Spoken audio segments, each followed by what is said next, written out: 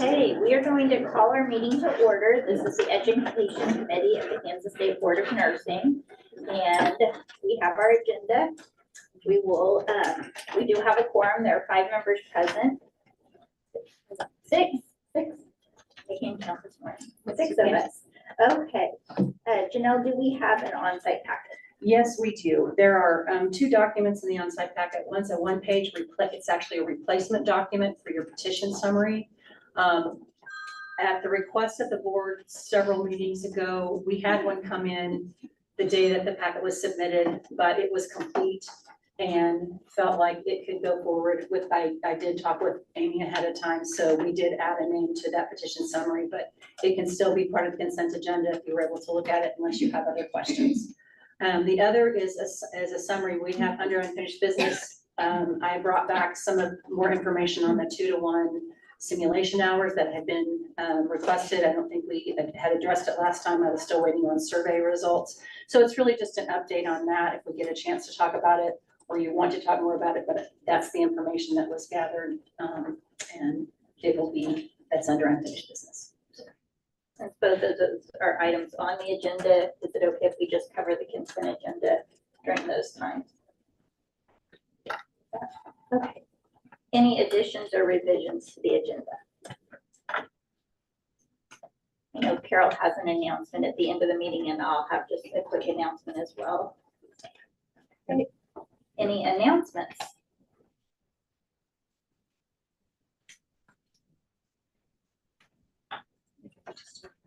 Yes, is that right? Yes.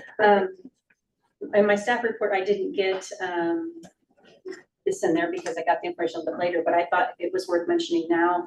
We have 2 administrators who are going to be leaving their positions. Jane Carpenter at Washburn University is retiring after 32 years with the School of Nursing. And we're sorry to see her go, but happy for her.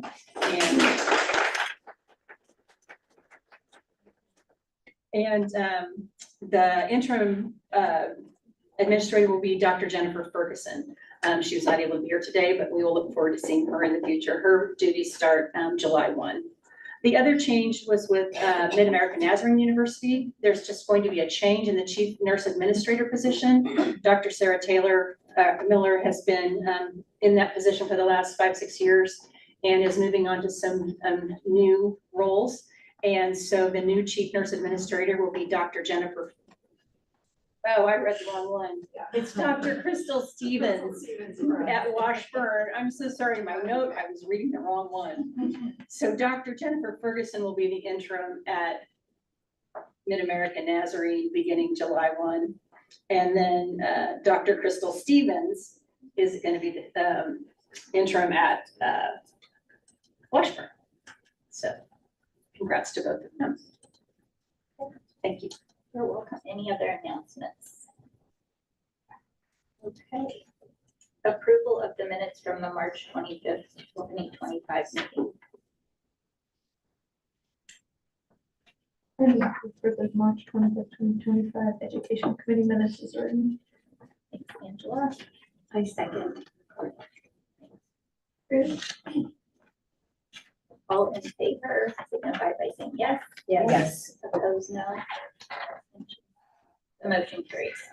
Okay, on to our consent agenda. We have the nursing education staff report, the 2025 site visit schedule, and the petition to test retest, which was updated with our on-site packet.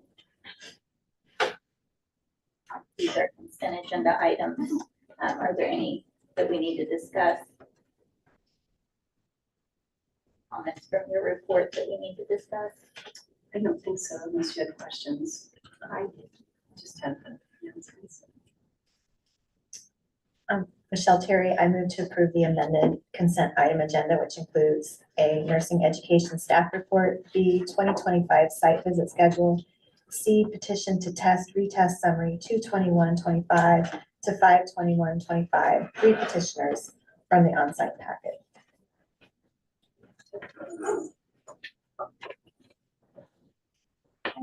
We have a motion.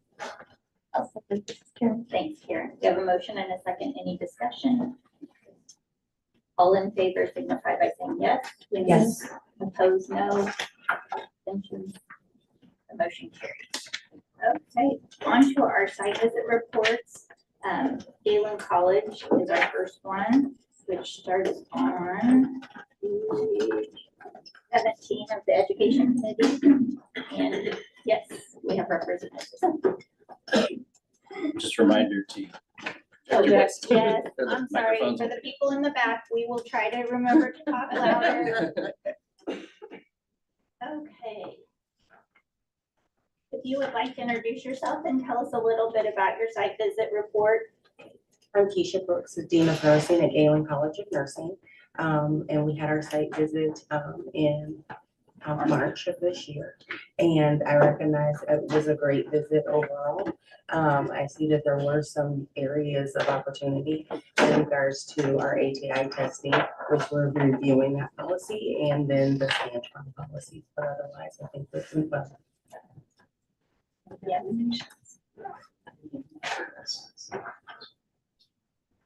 The recommendations are on page 29, which was recommended approval of the ADN program for 5 years.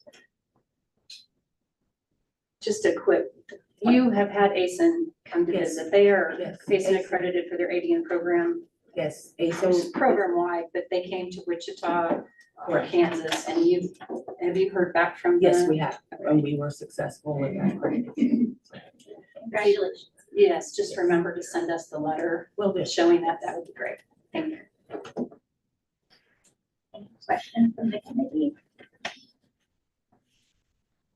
Move to accept the follow-up after first graduation site visit report from Galen College of Nursing ADN program that approved for 5 years. Thanks, Karen. Excuse me, second. Thank you. We have a motion and a second. Any discussion? All in favor signify by saying yes. Yes. Opposed? Abstentions? The motion carries. Thank you for coming. Okay, our next is the Flint Hills Technical College reapproval site visit on page 30.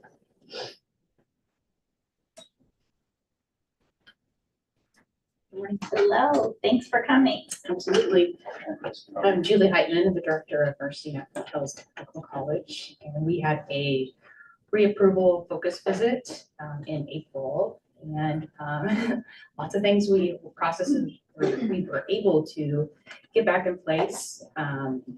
Just again, challenges with turnover in this position and faculty, but I feel especially last 6 months, really have some foundation moving forward.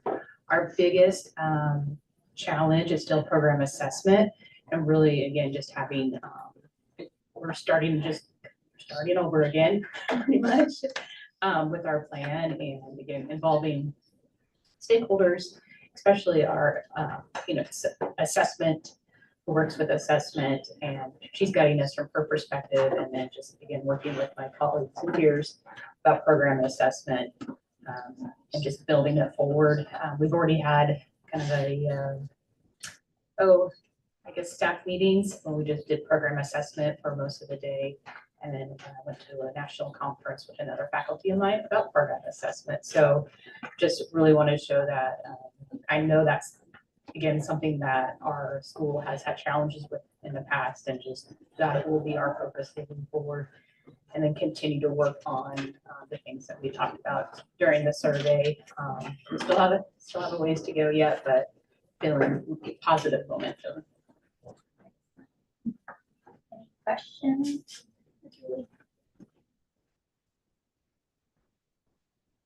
Okay, and the recommendation from the site visit was approval for 5 years. More than great. Give me some time to work on these things. Yes. This is Debbie Pyle. I move to accept the focus reapproval site visit report for Flint Hills Technical College PN program, and to approve the program for a time period of 5 years. Thanks, Debbie. I second that. That's Karen. Thanks, Karen. Any discussion? We have a motion and a second. All in favor signify by saying yes. Yes. Opposed? Abstention? The motion carries. Thank Thanks, you. Julie.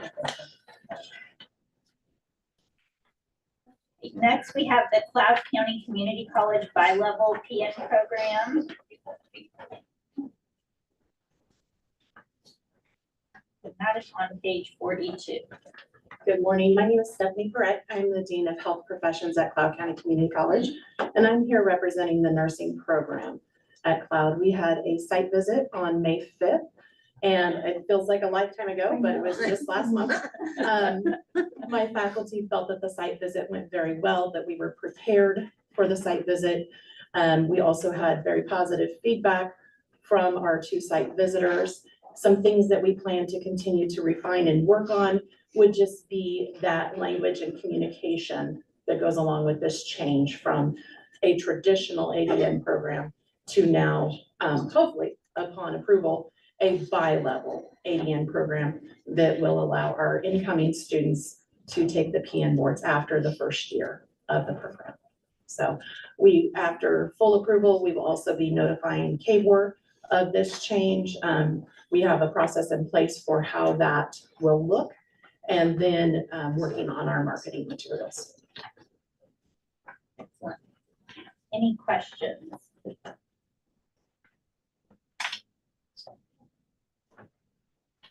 Michelle Terry, I move to accept the initial site visit report for Cloud County Community College PN level program with a follow-up visit for the PN level to be done in conjunction with the next ADN site visit in spring 2027. Angela Murray, I second that. Thanks, Angela. We have a motion and a second. Any discussion? All in favor signify by saying yes. Yes. Opposed, no. Abstentions. Motion carries. Thanks, Stephanie. Okay. Only 3 site visit reports. That's a few less than our normal agenda, so great work. Okay, we'll move on to our new business, which are major curriculum change requests.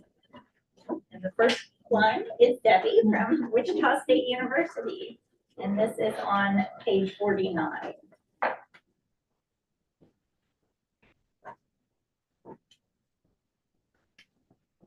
I brought the crew. Okay.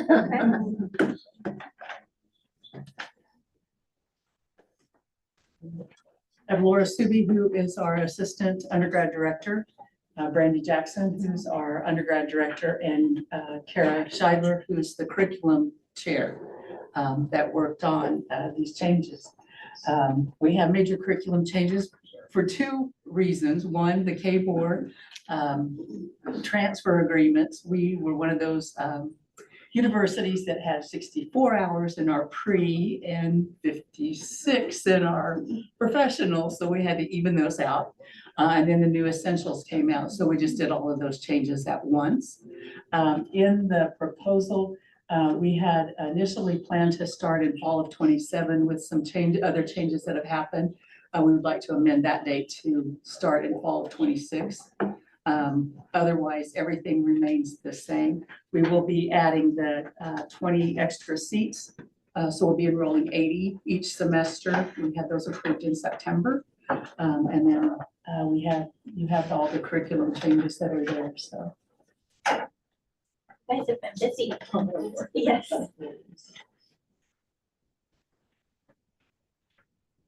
Questions from the committee? Yes.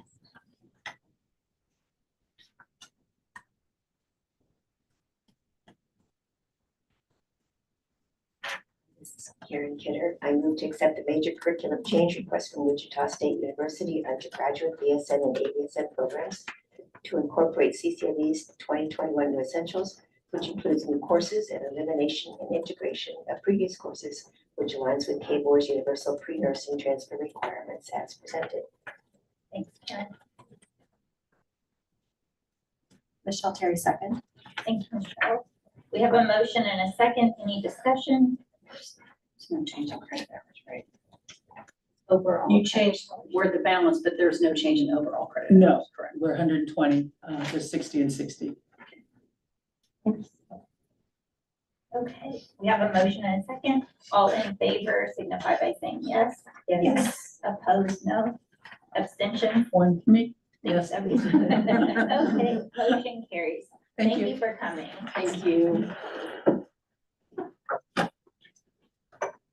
Next on our agenda is the University of St. Mary graduate. Karen, is it? Or Actually, Dr. Michelle Cracker should be on Okay. Zoom. Colton. Do you see? There she. Okay, good. Making sure.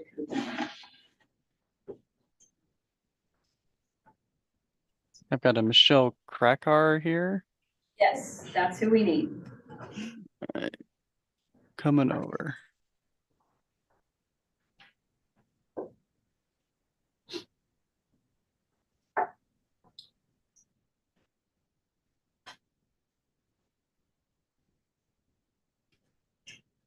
Okay, can you guys hear me? Yes, good Okay, morning. hello.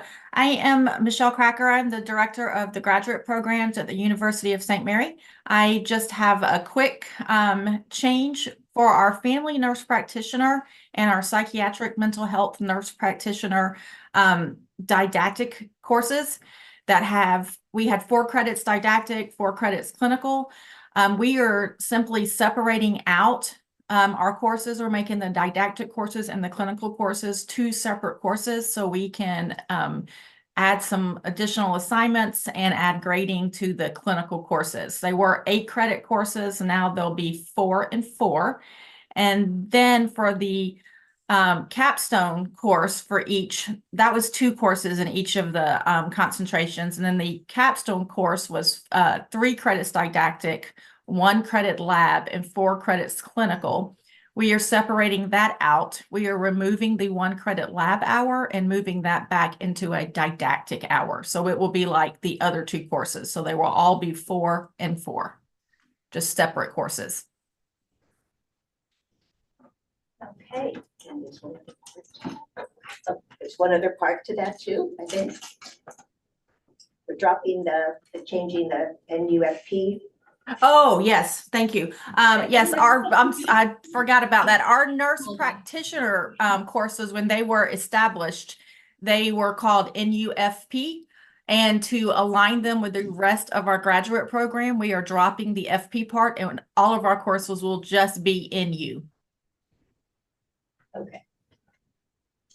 I move to approve the major curriculum change request from the University of St. Mary MSN graduate program to 1 separate clinical hours and didactic hours for all NP courses.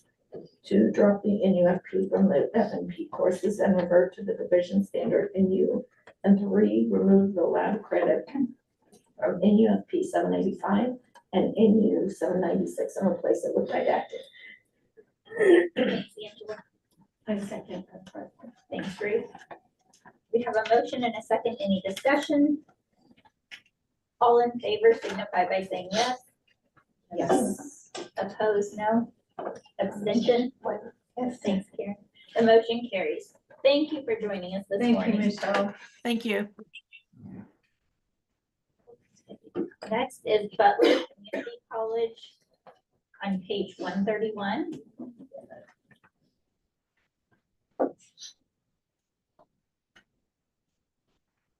Good morning.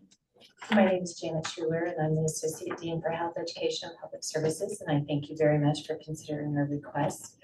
We would just like to formally be able to offer our students who complete the first level of our bi-level program with their IV therapy certification course. That required that we had to require students to actually have a successful live IV stick, as well as take the state assessment-based test. So that's been incorporated into the activities and the grade determination. We also had to just rearrange our skills so that the sterile dressing change could be introduced in the second semester or the first level of the program. So we've done that, and and then otherwise just the clerical of submitting the rosters for those students who successfully complete all of the requirements. So we showed examples of labs that we currently already do, so that it's nothing different. They get all of their IV therapy certification, fluids, medications, etc. in the first level of the program as it is, so there was no change there.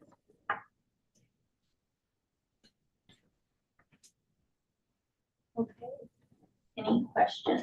I have a question. Are they testing within 90 days for their PN in class? Testing for what within 90 days? Well, it says who successfully complete IV therapy requirements and pass, so I just need clarity. So our plan was that at the completion of their second semester, they will have completed and taken the IV therapy test. But then only those students who actually sit for their PN boards, and most students will sit for their PN boards within 90 days. So I didn't know if that, no, that answers my question. I just needed clarity on that point. Thank you, Janet. Any other questions for Janet?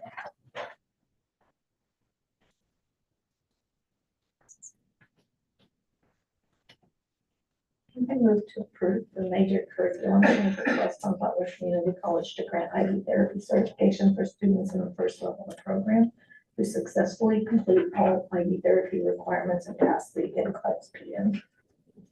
Thank you, Angela. Michelle Terry, I second. Thanks, Michelle. We have a motion and second. Any discussion? All in favor signify by saying yes. Yes. No. If you oppose. Any abstentions? Motion carries. Thank you very much. thank you very much. Next is Manhattan Technical College Practical Nursing.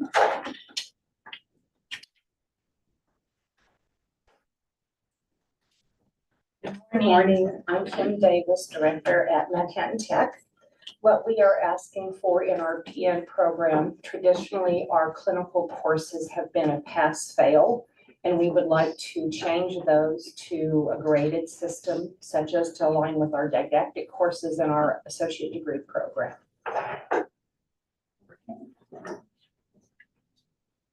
Any questions?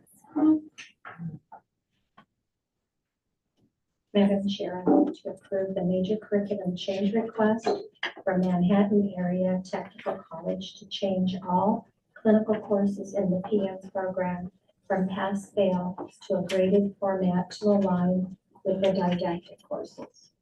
Thanks, Ruth. This is Karen, and I second that. Thanks, Karen. We have a motion and a second. Any discussion? All in favor signify by saying yes. Yes. Opposed, no. Abstention.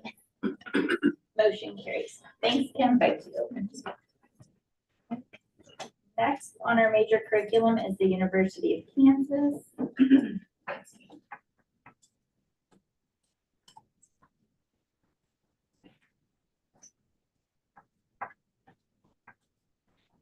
Good morning. Good morning.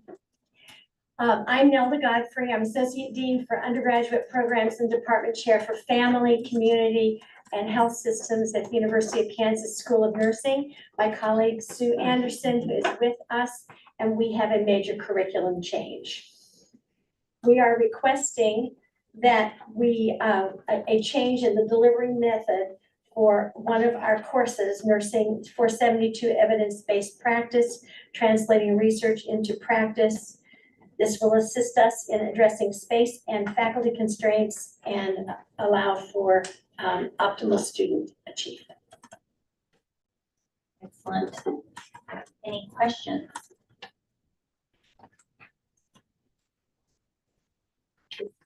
Karen Kidder, I move to approve the major curriculum change request from the University of Kansas to change delivery method to either in-person, online, or hybrid modality for Nursing 472. Evidence-based practice, translating research and practice. Karen? Debbie Powell, second. Thank you, Debbie. We have a motion and a second. Any discussion? All in favor signify by saying yes. Yes. Opposed, no. Abstentions? The motion carries. Thank you very much. Thank you. If I may, this is my last board meeting at the Kansas State Board of Nursing. And I want you to know that I'm taking an inaugural chair. Verna Adwell Rhodes, and Down Chair in Nursing at the University of Missouri. An opportunity that any of us would really love to have funding and time to work on things that are really important. But my work is, I'm doing this on purpose. My work is on professional identity, nursing success, nursing wellness. And as many of you have been with us on the team, we are going to change the world. So, so we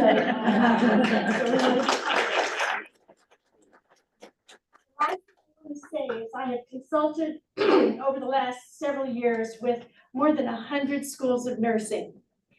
And we have such a treasure with our board. We have such a treasure with our Board of Nursing here in Kansas. And I would like for you all to hear that from me. Thank you very much.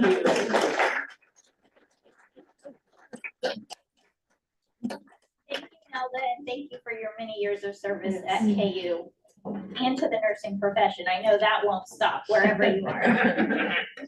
Okay, next up we have Washburn. Hello, Jane, and congratulations, I guess we can say, on your retirement, so we will miss you. Thank you very much. I will miss all of you guys. And we have one last thing for me to bring to you. So our psych mental health nurse practitioner post-grad certificate program has been working this last year on some curriculum revisions. And so we've listed them all for you. Our NU 850, we're going to change to NU 851 and move that from a 3 credit to a 4 credit hour course to allow some additional content lab time, really trying to address where we see gaps in performance on certification exams. And then our NU 857, which is one of our clinical courses, which is a 6 credit hour course, we're asking to change that to 4 credit hour to make room for NU 865, which is a new course, a 2 credit hour clinical course. And then in all of that, we're asking to change our clock to clinical hours. So credit to clinical hours. So we've had a 1:60 ratio for this program. We're wanting to move that from a 1:75 ratio, which puts it in line with our DNP program, the FNP program. And then they've, as part of that process, they've adjusted course outcomes, course descriptions, and really making sure that we're aligning with NOF and the AACM essentials. So that's our request. You guys have been busy as well. Dr. Davies and her team have been extremely busy, so. Excellent. Any questions for Jane? Madam Chair, I move to approve the major curriculum change request from Washburn University to retire NU 850 Advanced Psychiatric Mental Health Nursing 1, 3 credits, and replace with NU 851 Advanced Psychiatric Mental Health Nursing 1 with lab 4 credits with new course description and outcomes. Reduce credit hours for NU 857 Advanced Practice Psychiatric Mental Health Nursing Practicum from 6 to 4 and add a new course. NU 865 Psychotherapeutic Interventions Practicum, 2 credits with new course description and outcomes. Change credit to clock hour ratio of 1 credit equals 60 clock hours to 1 credit equals 75 clock hours, which will affect NU 857, NU 865, NU 85, 859. 857, 859, thank you. Advanced Psychiatric Nursing Special Focus Practicum, updated course description and outcomes for NU 857 and NU 859. Thank you, Ruth. I'll second that. Thank you, Angela. We have a motion and a second. Any discussion? All in favor signify with yes. Yes. Opposed, no. Abstentions. The motion carries. Thank you, Jane. Thank you very much. Yeah, Thank you. Next, we have Fort Scott Community College.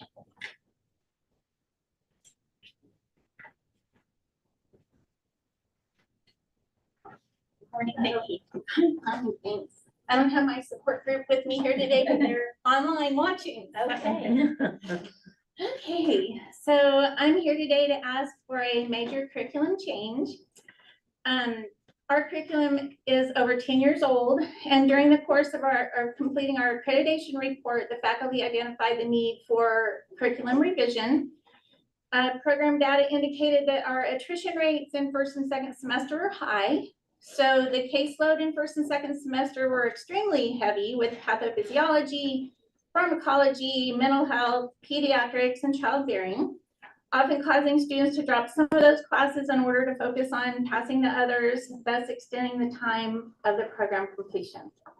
So there was no medical surgical content being taught until our third semester.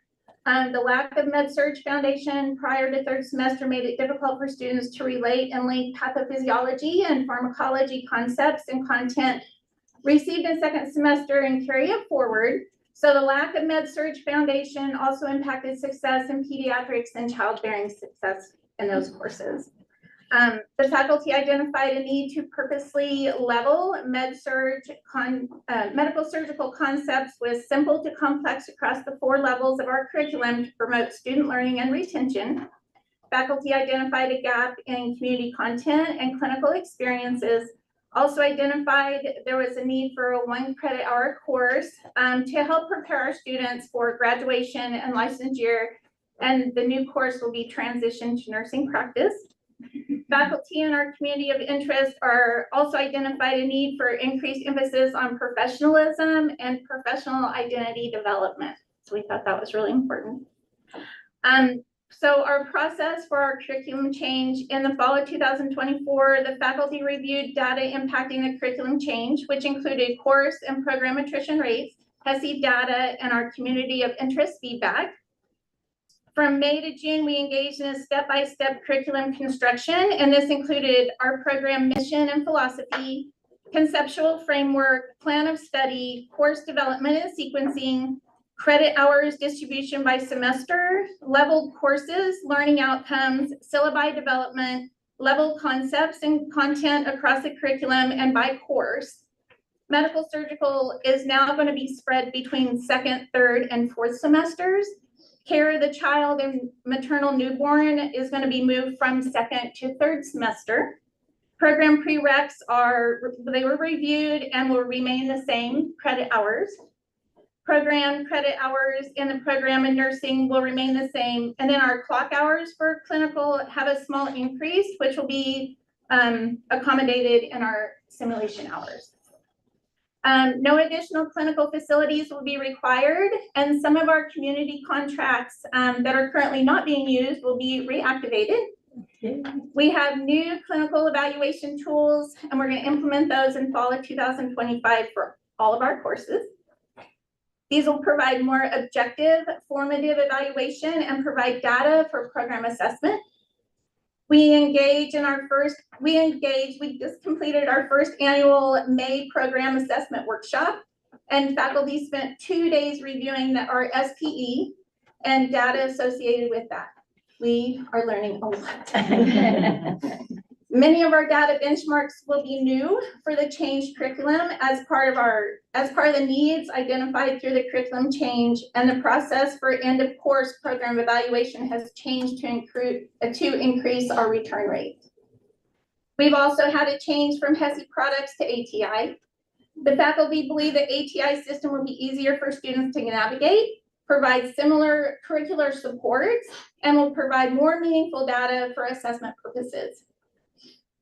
We will be admitting once a year now instead of twice a year. And we have successfully secured 2 full-time faculty, and they will start in July. Very happy about that. So for approvals, I took this curriculum to our curriculum committee at Fort Scott Community College, and they approved it April 29th.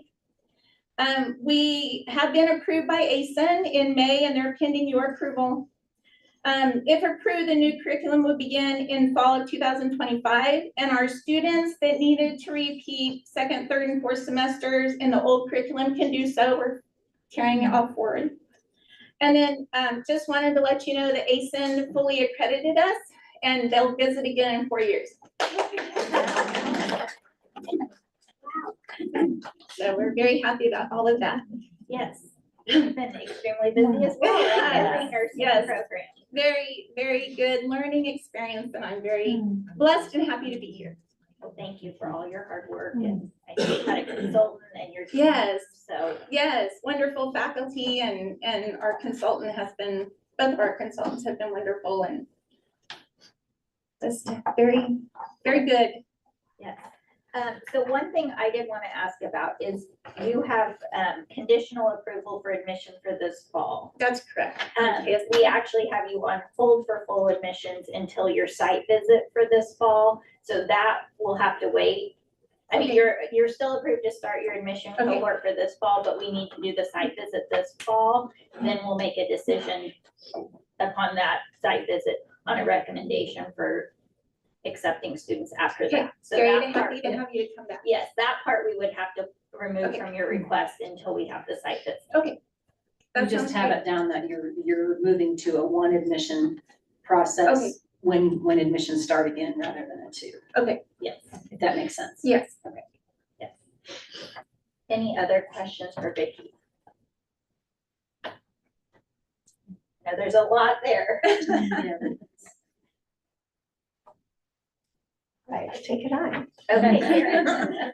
I move to approve the major curriculum change request from Fort Scott Community College to change the in-course sequencing, leveling, and distribution of medical surgical nursing content across 3 semesters instead of 2, without a change in total credit hours. Move all courses to face-to-face with the exception of Nursing 2542, Nursing Leadership and Management, which will be a hybrid course. And move to an annual admission process in the fall, no spring admits. After a site visit is done to confirm all recommendations are complete per board action. Thank you. Thank you, Karen. Michelle Terry, second. Michelle, we have a motion and a second. Any discussion? All in favor signify by saying yes. Yes. Opposed, no. Abstention. The motion carries. Thank you. Thanks, Vicky. Dr. Howard. Okay. Colton, Yes. Tina Howard will need to be moved over for the next one. And it is on page 209.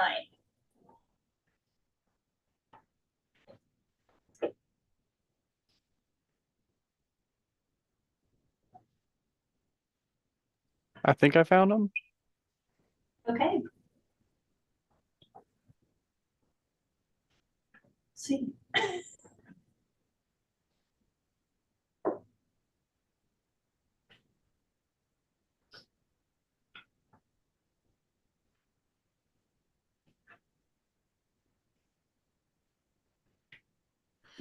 Good morning. Yes. Good morning. Hi, I am Tina Howard. I am the BSN Program Director at the University of St. Mary.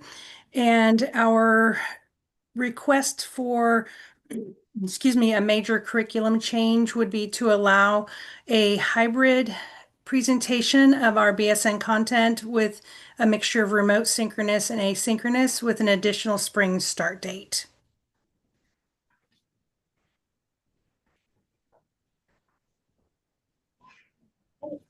Any questions from the committee? I move to approve the major curriculum change request from the University of St. Mary BSN program to allow hybrid, remote, synchronous, and asynchronous presentation of all BSN content and add an additional spring start date with no increase to approved number of annual admissions. Thanks, Angela. And I'll second. Thanks, Debbie. We have a motion and a second. Any discussion? All in favor signify by saying yes. Yes. Opposed, no. Abstentions? Karen, thank you. The motion carries. Thank you. Thank you. Okay. For 9 of those, we got through them very quickly.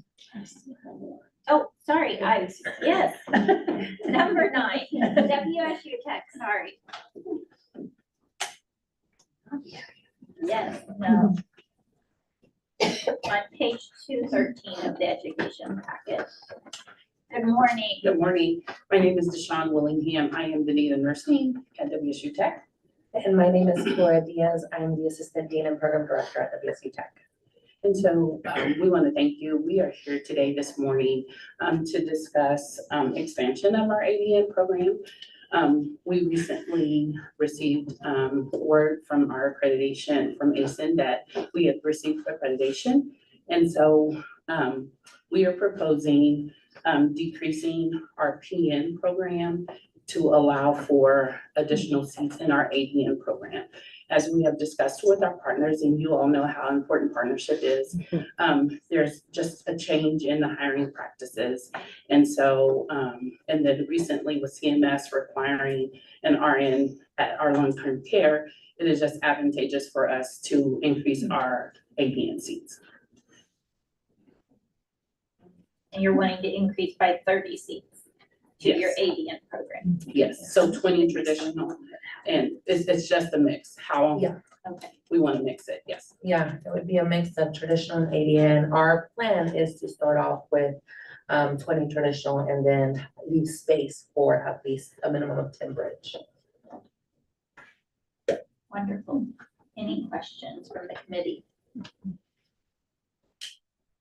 Madam Chair, I move to approve the major curriculum change request from WSU Tech ADN program to decrease the number of admits to the PN program from 80 to 55 each semester, up to 110 annually, and expand the ADN level by 30 seats and allow for a spring admission, which would offer 60 seats annually.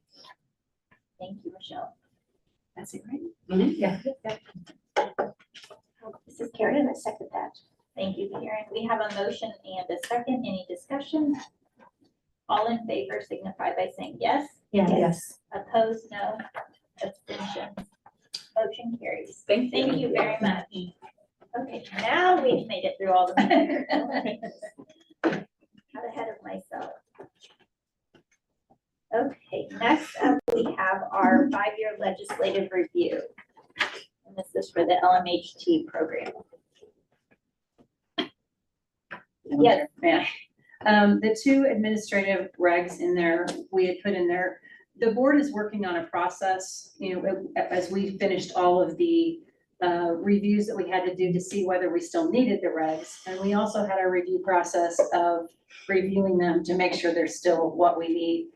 That process is being brought to the board soon, so I would recommend that we, if you all are in agreement, to put this on hold until September, until that process is approved, so we know kind of how that's going to work and get this in the process where it needs to go. The other thing too is there's some LMHT things coming up soon, so changing these right now may not be what we need to do. We may need to look at those at a later date. So that's just the recommendation for you all. Questions, or are we okay to move that to our September agenda? Okay, we'll just table this until September. Thank you. Thank you. Okay, we're gonna move on to unfinished business. Our NCLEX improvement plan report, starting with Seward County Community College ADN program.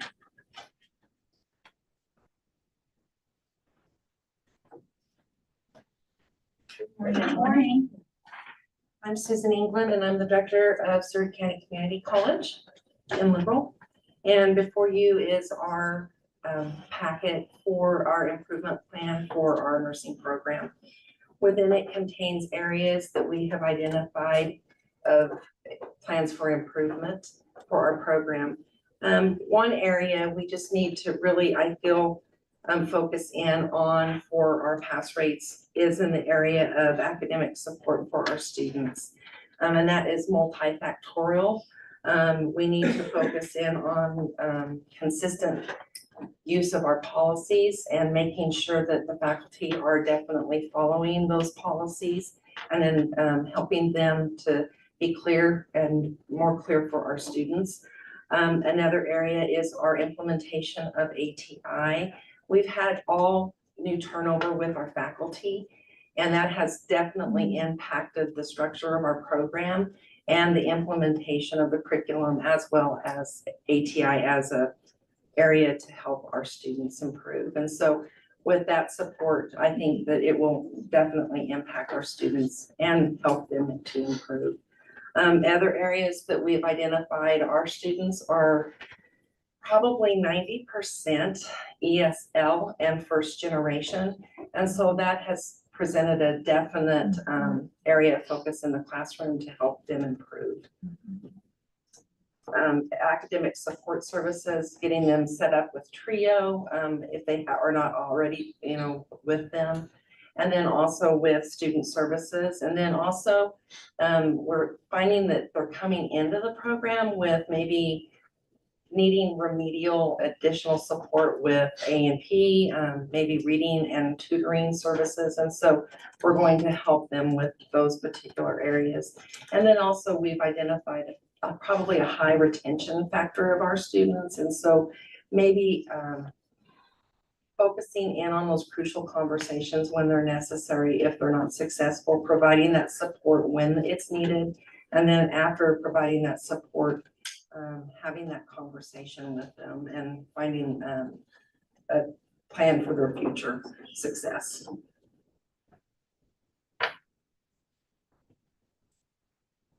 Any questions? I have a question. Yes. What is your admission GPA? Oh, we've made an adjustment on that. Right now, our admission GPA before our change was 2.5, and we've adjusted that to 3.0. When was that done? It'll be for the Okay, fall, so for the new upcoming, application, the new cohort. And are you using the T's for an admission? We are, and we're going to be looking at just only admitting those at the proficient level. Okay, Yes. so 57, the bottom part of that, or? I think it's, yeah. 58, okay. What had it been before? Well, what we did is when we went from Kaplan to ATI, we had to make that adjustment and we were not sure. And we did not have enough data to determine where our student population would fall. And basically, most of our students fall in that basic level and that proficient level. And so we were just trying to see where our student population Well, you have other factors like the ELL. Yeah. So on site at Seward, are there any services? Yes, Or in the community? Because I've had to send students to remedial help with their English to get them through.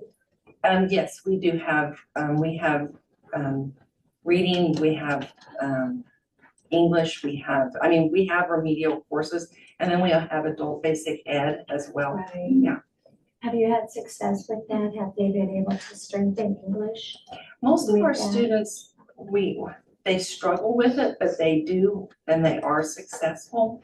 We were also able to obtain Med-Surg textbooks in Spanish. So we don't use them in class, but they are there for a backup so that they can utilize them to help translate for them.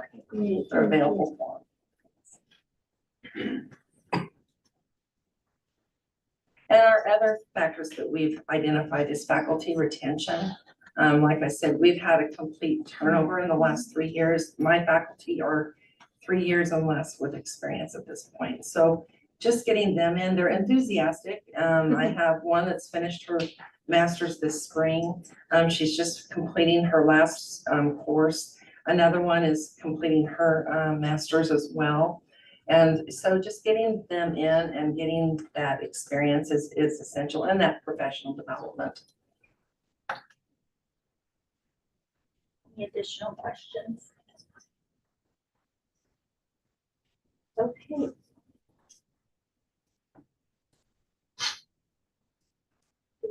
I don't know, motions or recommendations or accept this improvement plan for now. I think, until we see new reports in your pass rates, we'll just, do we need them to come back in September for any reason? So I don't. the other thing that you can think about is whether you want any follow-up reporting. But it'll be a while to implement their plan, and we will be looking at and fix pass rates again in March, so. And when is their next site visit? Just, yeah, it was fall for the PN and then for our ADN, it was, In 21, currently so with it won't be ASUN in 21. Yeah, so, Yeah. so at this point, it wouldn't be till 29 unless further, unless there are further issues, but it just a reminder, under the regulation, they had not been below for 3 years. It was the up and down, and and you all had asked it. Which you were already reviewing anyway, as talking to Susan, so appreciate you bringing this forward. Yes. So if the committee, any requests for a follow-up, or do we just want to see how things go for the next couple of years on NCLEX? There's a lot to initiate here, and it's gonna take some time, so to have you come every quarter, I think you have better use of your time. But yes, this looks like a great plan, and I wish you success with all this. Thank you very much. Thank you, and good luck with your enthusiastic faculty. The more I'm reading on national trends and turnover on faculty, it's kind of scary for all of us educators in the room. Okay, thank you. Next, we have Mid-America College of Health Sciences improvement plan.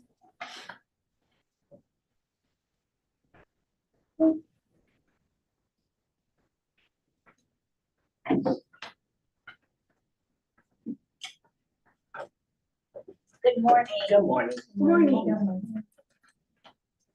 Hi, I'm Gina Taylor, Director of Nursing. I'm Lisandro. Hi, Natalie. I'm sorry, Natalie Roberts-Wilner, faculty. You want to give us a little summary of your initial report, your improvement plan? Yes, ma'am. Some of the key takeaways, we have transitioned from to Lippincott, which is a more of clinical judgment, clinical thinking process, and we just started it. Our cohort that doesn't graduate to June 29th, so it's coming up soon, has been on the Lippincott path, which has helped a lot transitioning in our program. We have consultants with Lippincott that have helped us through education, a nurse educator, as well as IT. Another key point with Lippincott is they have mediation throughout the program, so it doesn't matter if you're struggling or successful, you remediate after each course. Also, we have clinical judgment. We have like a pre-test, they call it OpenCheck, but a pre-test at the like second week of the course of our major courses. So it gives the students and us to see where they're at that level. And then we can come back midway and do a benchmark. And so it really helps us to see if they got the content, and if necessary, we can do a benchmark too. Also, some of the things that we've noticed is that we're strengthening our simulation, because simulation just helps, because as you guys know, the real life expert, before they get to the clinical site and after they get to the clinical site, putting them in there in a safe environment has really helped the students to understand this is real life and what they need to do to do it. We've looked at our admissions criteria, and we based some of that data on our last week. This is only our third cohort. So the first two cohorts, we went back and seen with like our HESI, we use HESI for admissions, and we upped our level of admission, not only English, because that was recommended from our last site visit to make sure that it was at least 60%, but also the overall, because what we noticed is students that were struggling and were unsuccessful were more in the 50s. And so why would we accept in the 50s if they're struggling? We went and did a lot of data internally to see that. So we increased that so that we're starting out with a stronger student with more scientific thought process and knowledge. Also just going in and looking at our retention, focusing on what we needed to do over and over with remediation.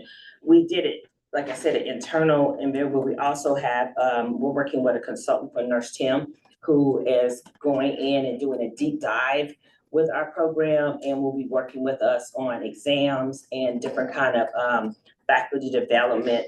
The biggest takeaway that the consultant said was, she said that the curriculum was good, how we have it set up is good, but we need to do a little bit deeper dive with education for the faculty as far as exams, to make sure that we're going from knowledge base to proficient to expert. So that was one of the biggest takeaways from our consultant that we'll be working with and getting a lot more faculty development. So that being said, one of the things that has affected the pass rate is typically because some of the students are not testing early as soon as they leave the school. So we have been encouraging and pushing that they test as soon as possible, knowing what happens if they don't test right away. And also the benchmark that we have incorporated and the remediations has really helped in the current students we are currently working with, and we are very excited on the outcome we are seeing and expecting to see a very good turnout data report in the upcoming one. Again, we do have contract with remediation after every benchmark. It kind of exposes them to what they need to strengthen on based on what their report is, and that kind of helps them to know the area they need to focus more on. That has individualized to them to know the area they are working on, and they've been doing very well on those areas. It's been really helpful. Great. We do have a boot camp coming up. We call it boot camp, live review with Lippincott in a couple of weeks. So we've been preparing them for that, and we will do a predictor with Lippincott cost predictor the day after. So we did a predictor a week ago, it's almost the end of the program, but also just to see what the knowledge base increase is with the 2-day live review. And also, in addition to that, most of our past students, we have also extended to them that if they want to join to benefit, that is also open. So everything we can put out to help them to be successful, but mostly encouraging them to test as soon as possible. That's the main thing. So one question I have, do you have reasons why your students are waiting so long to take NCLEX? Have they shared with you? We actually have had multiple students in the last couple of months come back who delayed, and we asked them that. So what we do is we had them go talk to the class. Most of the time they came, there was a current class, and they were like, do not wait. You were prepared at the beginning. There were some people, there were different stories. There were some people that had illnesses and family illnesses, but for the most part, we've had some live testimonies that have come in, and I said, would you go talk to the current students? I said, please do not wait. Soon as you're prepared when you walk out the door, don't hesitate. Because we tell them over and over statistically, the longer you wait, the opportunity, especially when you start working, no matter what your job is, you're going to mess up that novice thought process. So that was the biggest thing, is there wasn't really a reason. We've asked, what is your reason for waiting? And it was like, I don't know, but we shouldn't have waited. And another thing I would like to add to that is that based on the statistics of some of the students I have visited, we found out that they kind of thought they need to get some other materials outside what is being given in the school. But from the testimonial of the students that return to talk to the current, they would always be like, what you have is all you need. You do not need all those things out there. Focus on what is given and do not go over 3 weeks. 2 weeks is enough. So we are trying to make sure that these current students take away that and go in right away and take the exam. Other questions? I saw that you're adding the simulation and clinical partners. Have there been trainings for your faculty on simulation? Yes, and we already have simulation. We have Chanel that have seen it, Dr. Powell have seen, we have a simulation, so we will be adding more. So we already currently have it, but like our next module, when we start the next program, we're gonna start with CNA skills, and we're gonna do a simulation on that. So we're trying to add a simulation to each module, but we've noticed that students going in, even though they have to have the CNA to come in, their CNA skills aren't as well. And if that's the foundation of nursing. If you don't know how to do CNA work, so those are, we're gonna add to it. So we have it, and we have the higher facility simulation. We're just gonna add more into it for the skills so that they are more prepared.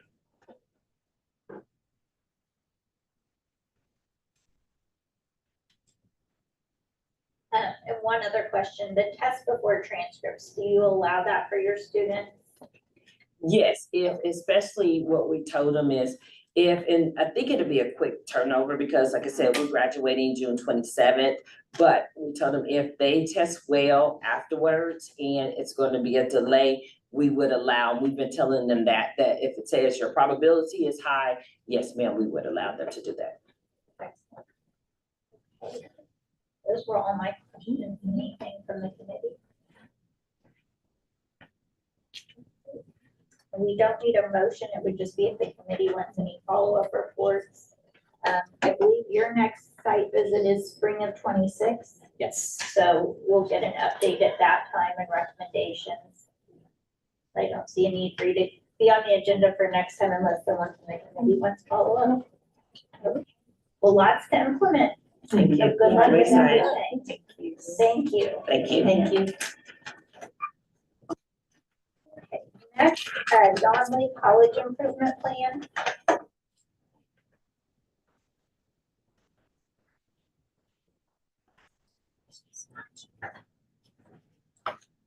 Good morning. Good morning. So I want to thank you all for having us here today so we can share our progress on our 5-pillar action plan, as well as to address the current issues that we see that we would like to address immediately and to be ready for the fall. So if I can, I know this should have been in a packet before, but can I please pass this out because it does show the progress we've made on the action plan that we submitted to you prior to this. Okay, this now, it's there, and these as well. Thank you so much. So first of all, if you look at, well, I'll wait till everybody gets around to seeing this here in just a second. Of course, I'm Lauren Fish. I'm the Director of Nursing at Don Lee College. This is my dean, Ana Maradiaga, and Monsignor Stewart. Thank you for having us again. Okay, so we went to work immediately on this 5-pillar action plan. So in each pillar, you can see in green the progress that we've already made. Those are completed. A significant note is that in pillar 1, of course, student satisfaction, engagement, and morale. You know, we developed a process to a concern process where students had an academic advisor they could go to. They could go to that academic advisor with their concerns for, you know, how they're doing in school, how they're doing on grades, and then we would immediately identify those students at risk early in order to take them, in order to introduce them to tutoring and other available services. We have counseling services available and so on.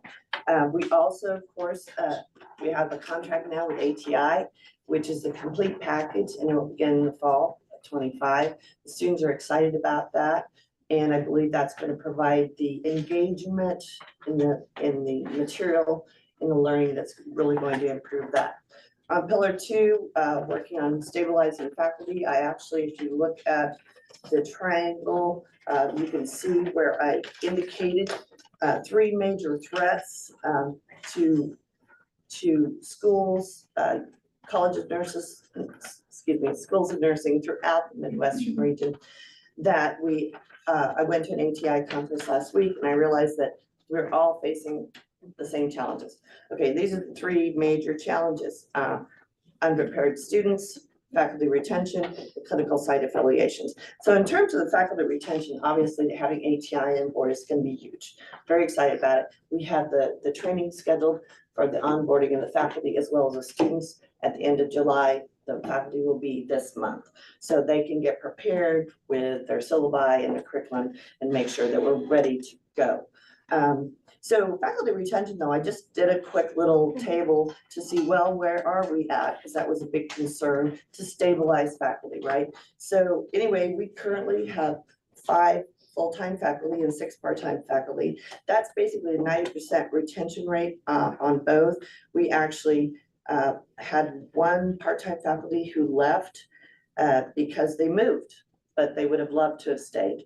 And the other person that left on the full-time side actually went to a part-time position, so we didn't completely lose them. So I do have a plan for faculty retention. Obviously, the ATI is very important. We will be doing intentional recruiting this summer. I want to acquire content expertise in those areas that we're lacking. You know, we need to have a more rounded faculty. I have already been given permission to hire 2 more full-time faculty, and then as well as 4 more part-time and political adjunct faculty. So that is my plan moving forward for faculty retention. We also had made significant progress on the Pillar 3 is very important because we've already held an NCLEX live for our new graduates and our previous graduates that didn't pass. And so we held that, and students, we have surveys from that, and it's extraordinary, the response. They were like, thank you, thank you, thank you. When I walked in the room to see them, they're like, thank you, Mrs. Fish. So it's a significant tool to help our students achieve success on the NCLEX the first time. And then also we will be doing a virtual one here in just a couple of weeks for those students that couldn't come on campus for the live one. So Pillar 4, significant progress there. We have already hired a full-time Civ Lab coordinator.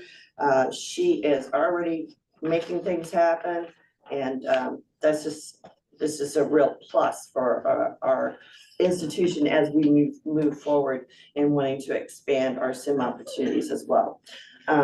Okay, so then we go on to Pillar 5, which is implementing an evaluation tool to track progress and monitor effectiveness.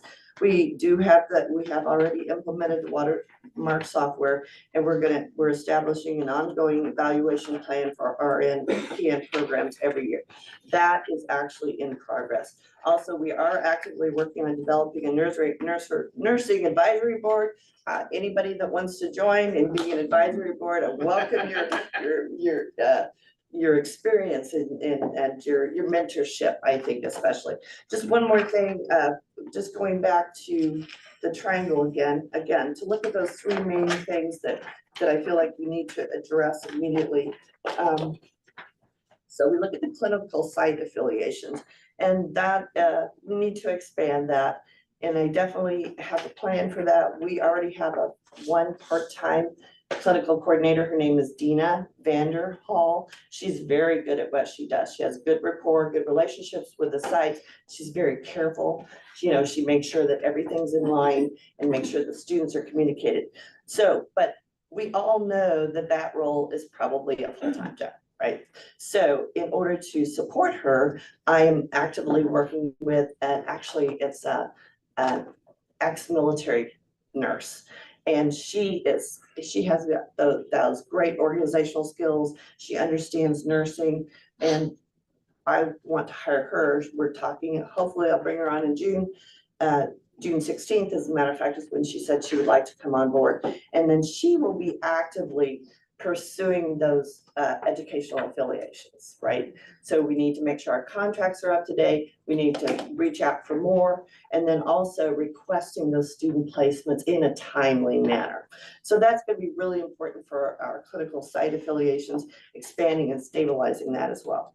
Now, as far as unprepared students, that is such a significant issue, and we all are seeing it. I'm hearing everybody talk about that. Obviously, implementing the TEAS test will help a lot as far as us identifying those that are not quite ready, and then providing remediation as needed for those students. And so, but I did a little graph again. I said unprepared students, we actually, of the RNs, we had 0 that failed our classes this last semester. And out of 103 PNs, 3 did fail.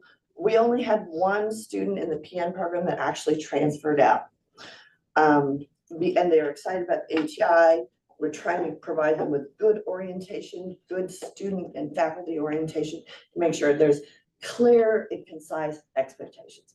Obviously, there's been a change a culture shift, a change in the guards. And so we're trying to come in and let's gain a collaborative relationship with our students and our faculty, and let's move forward. One more thing I want to do with our unprepared students to alleviate some of the issues, and not just unprepared, all of our students, mentorships, student mentorships. I mean, at the ATI conference, they talked about how that really makes a significant difference in the success of our students, especially for those first generation graduates. So having said all that, I'm here today to talk about I want to share with you the importance of Donnelly College as a gateway mission. It's a gateway for students to a better life, to support their families.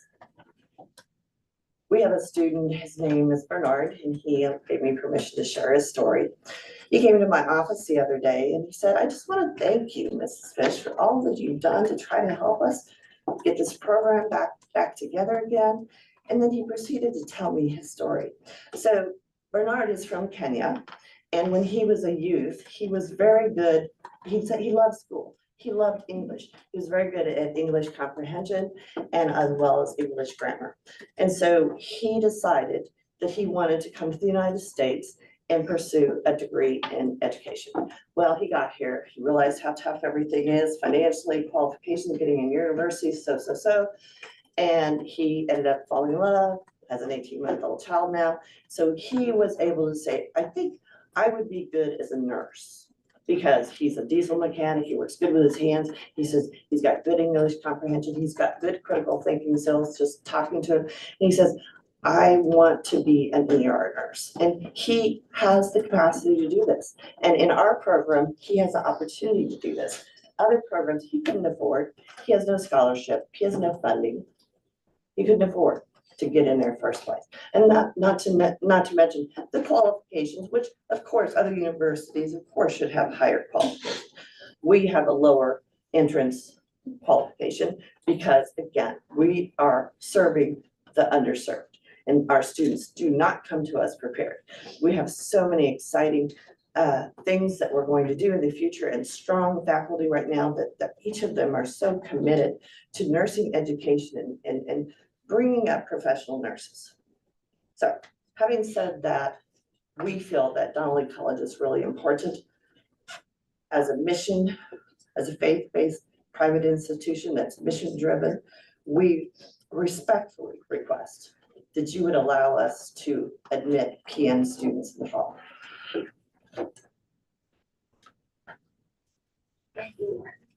So this was for an improvement plan discussion, not as much for a request to admit. Okay.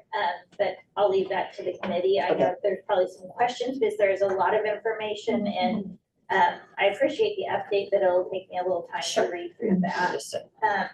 So just to clarify, so your students that started in January in the spring semester, you said all students passed courses? There was Of the 103, 100 did. 100 passed out of 103. Yes, correct. That's your percentage right there. Yes. But in the RN program, all students were successful in that Yes, portion? that is correct. Okay. Yeah.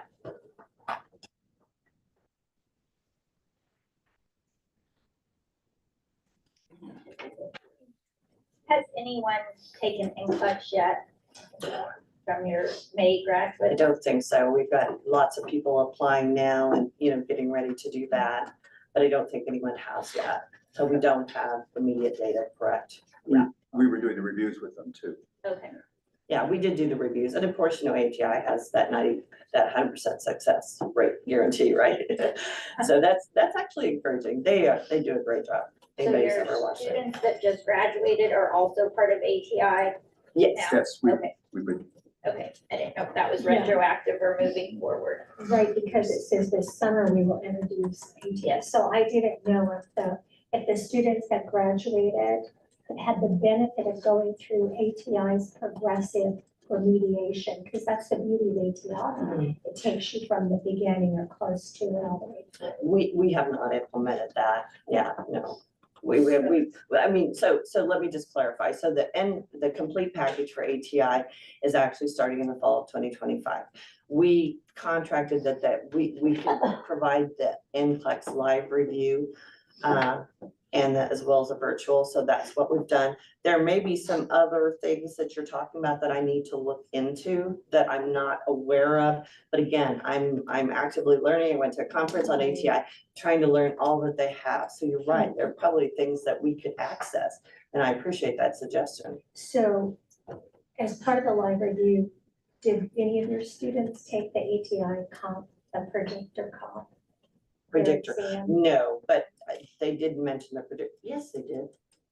Yes, they did. Yes, they did. I apologize. Yes, they did. I did not, I have an NCLEX advisor, and so she has just taken all of this and run with it. And so that was a part that I missed. They did do the predictor test. Yes, they did. Now that you explain it to me in a way that I kind of clicked, so sorry. Well, you're new to ATI, I was just wondering Yes, how no. far along in the process, because you had mentioned the live review. Yes, ma'am. And usually that's at the end. after It you've is. gone through it. It is, yes. I'm and glad so you had that's- that. Thank you, thank you. We are very grateful for it too, as well. Are you releasing the students from the program? Will they get their transcripts if they're ready to test, or they're gonna get their transcripts regardless? Students, it's really students' choice. You know, they choose to be, we didn't get 100% attendance at the NCLEX Live. And so we're gonna see some possible data, but no, we're releasing transcripts at this time for anyone who has graduated and wants to pursue the NCLEX. We're not holding them up.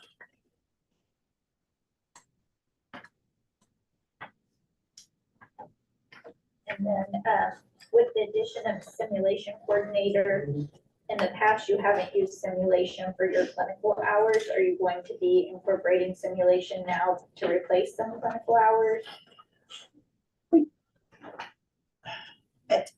Especially during the summer semester, when the maternal child there's such limitations in the sites that we are using sim for that, to make sure that we get all the clinical hours, of course, less than 50%, of course.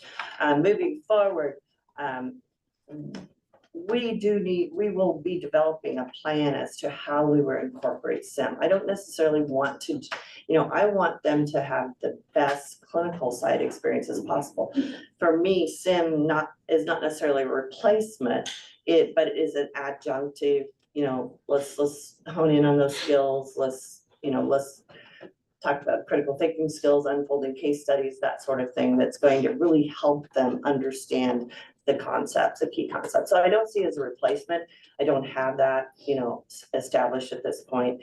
My hope is to have as many clinical sites and everybody show up as possible. Now, there are times that students can use sim as a makeup as long as they've met their over 50% on-site clinical time.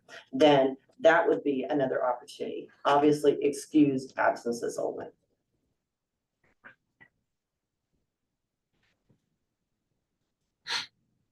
Yes, there was a lot of material. I know, I'm so sorry. No, that's good. I had a question, because a couple times in your faculty handbook, you're now mentioning CCNE. Are you guys considering pursuing CCNE accreditation? Yeah. Okay, so I noticed under the PN director position, it also talked about CCNE, which CCNE, to the best of my knowledge, does not accredit PN programs. Oh, okay. I need to look at that, yes, thank you for pointing that out. I will address that, because that sounds like that's an inconsistency, maybe. Yeah. Was it ASIN, maybe, that, I don't know, I'll have to follow up now. It says CCNE regulations and No, okay. Well, accreditation. I'll follow for up both on that. the ADM program and PN, and Okay. unless there's changes to CCNE that I'm not aware of, I don't. You would want to change that for your PN job description. Very good, thank you That so would much. be available. Thank you so much, appreciate that, yeah. Looks like your students took the predictor, ATI predictor. Do you know how they did on that predictor? I believe Tiara has the results of those and I could get those to you. Our NCLEX advisor. Yeah, I do need to get that information. That's a very good point.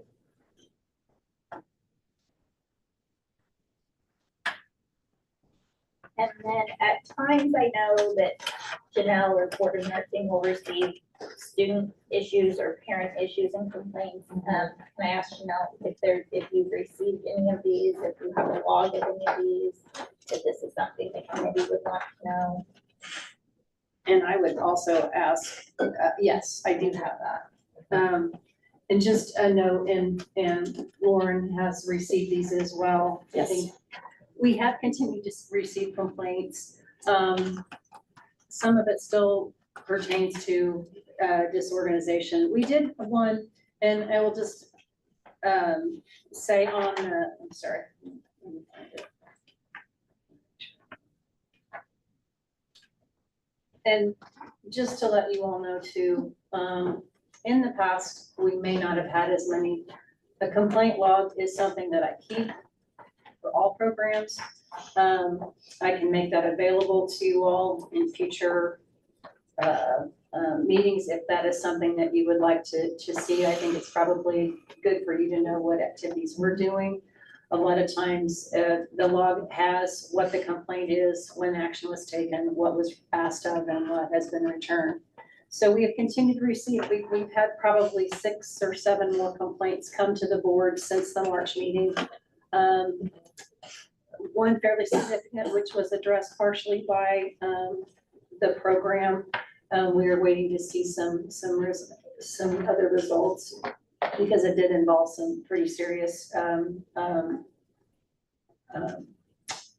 complaints by not only students, but public as well, which in this case is a parent, but still, so outside of the student realm.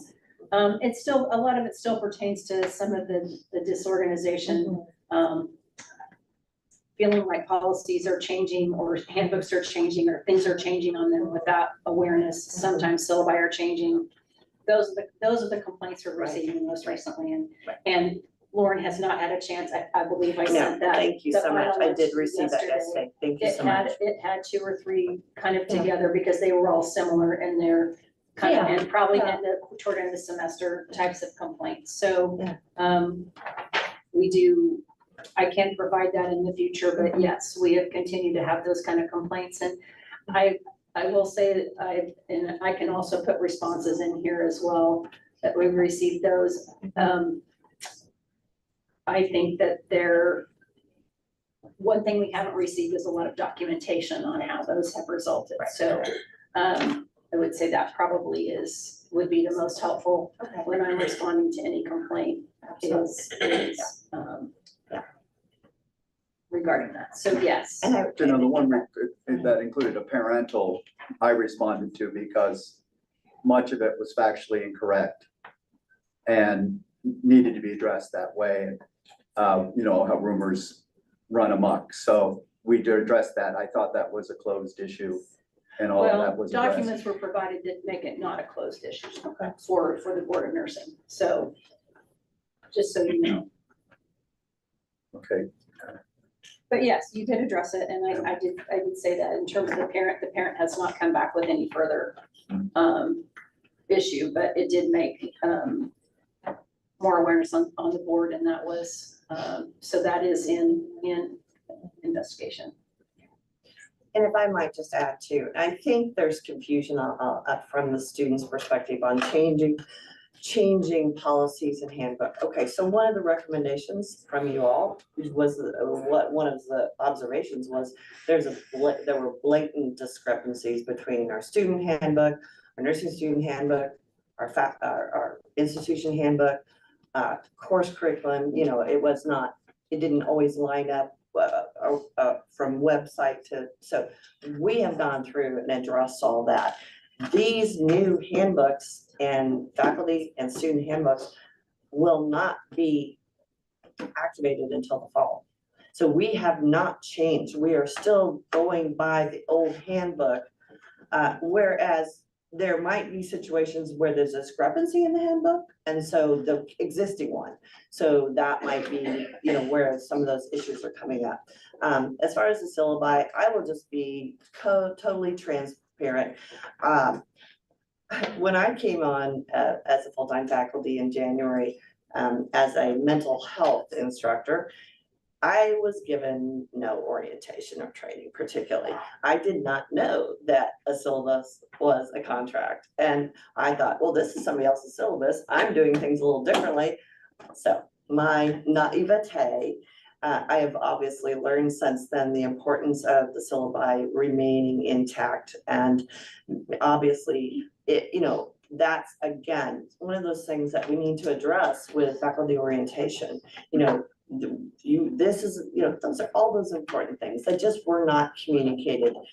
So it is what it is right now, but moving forward, that's something we definitely want to address. Yeah, and that, as we talked about in March, that won't happen again. That was a unique situation because of the health and other issues that led to such a turnover in our head. So it just won't happen again.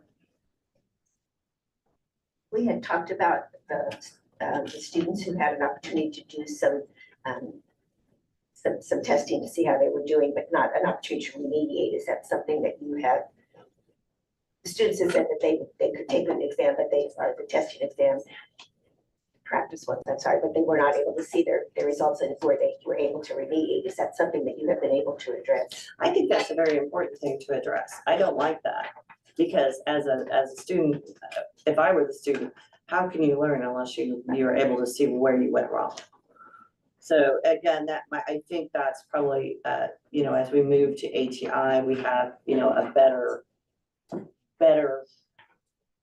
results. We can see the results and the student can see the results and the whole engagement process to where they can understand where they have gone wrong. So that's very important. And thank you so much And for bringing require that up to me. remediation in there as well. Yes.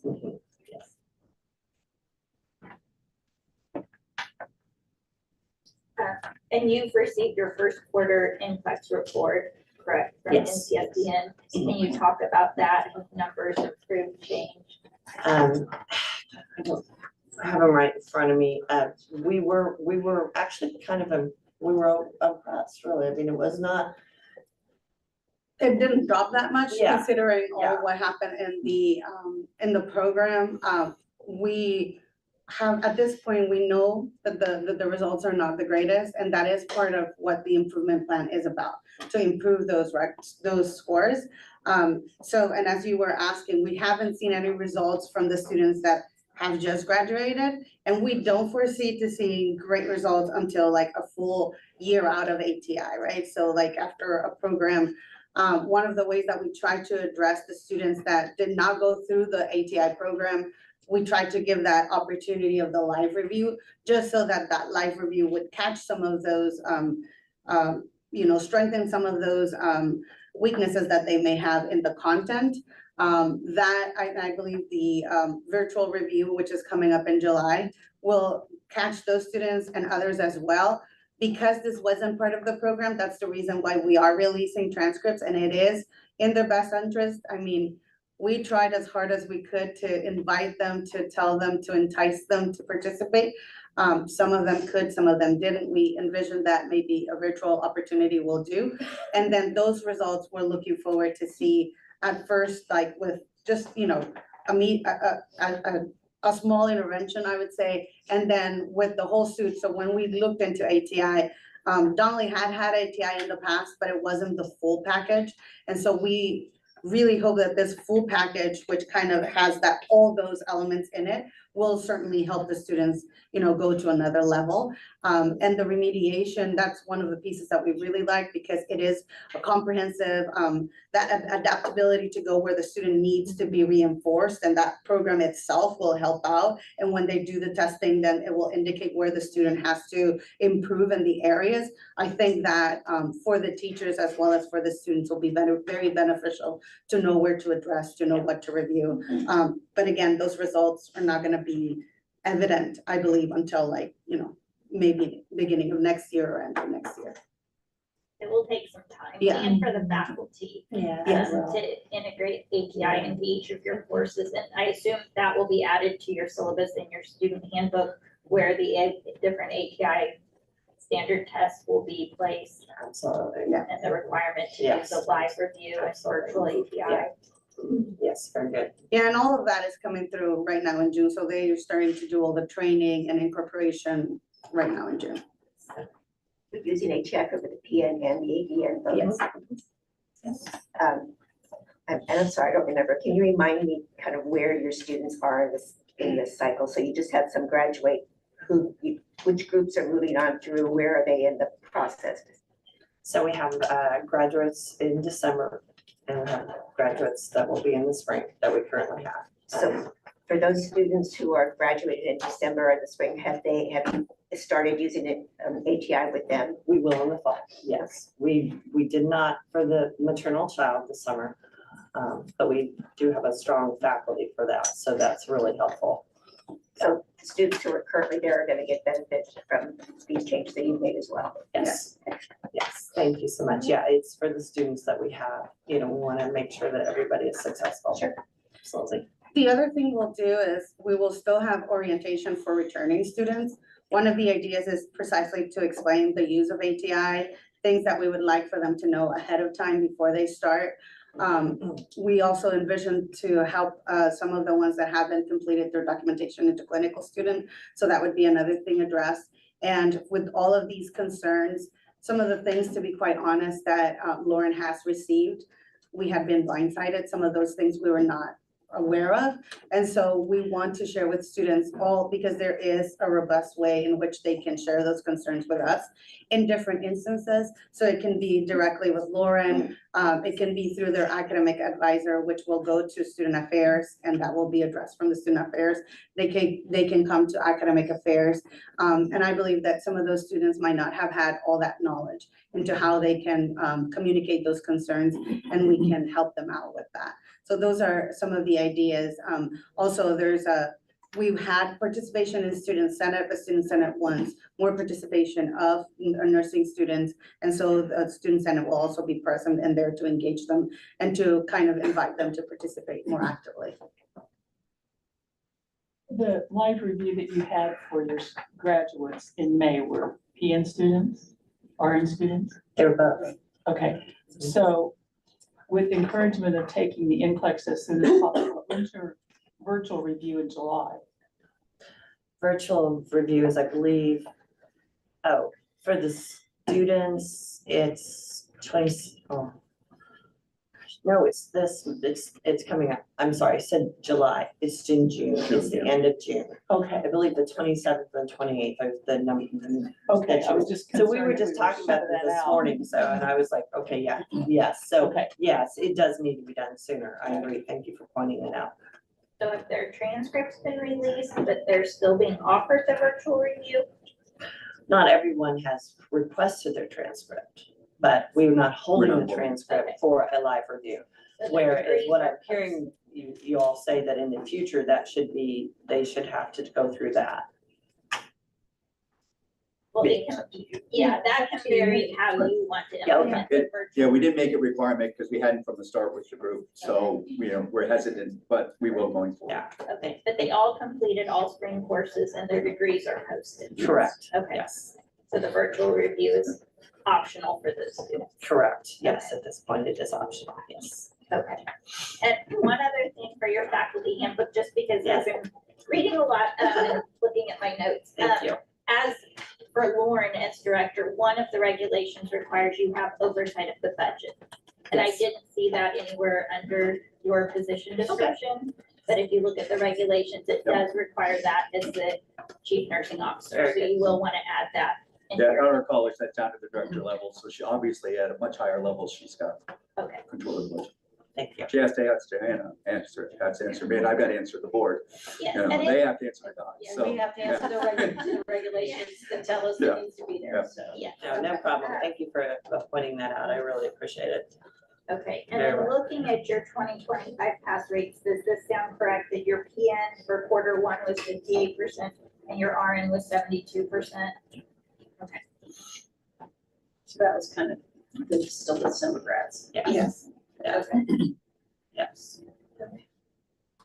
And some of those grads came to the live review for a retake for the test. So we invited the ones that graduated in spring and also the ones that were from last semester, from the fall. Get feedback from the students? At the end of the live review, they were really happy. They were very satisfied. And I think, and you know, one of the great things about coming to these meetings is you hear about what others are saying. I think that idea of bringing the students and saying, this was great, I think that's really encouraging to share with future generations of students, with future cohorts, so that they know that it's worth it, that it's worth the time and the effort to take these reviews. Yes. I think the standardized testing is very, very important throughout the program, but also how we test. So are you testing by computer? And are the students getting next gen NCLEX style questions for practice throughout the program? Or is that part of what you plan to do? We have, I would say that current state, we are using the ExamSoft. And I think, again, that needs to be more education to our faculty to make sure they understand the process of moving into those next, you know, those NCLEX style testing.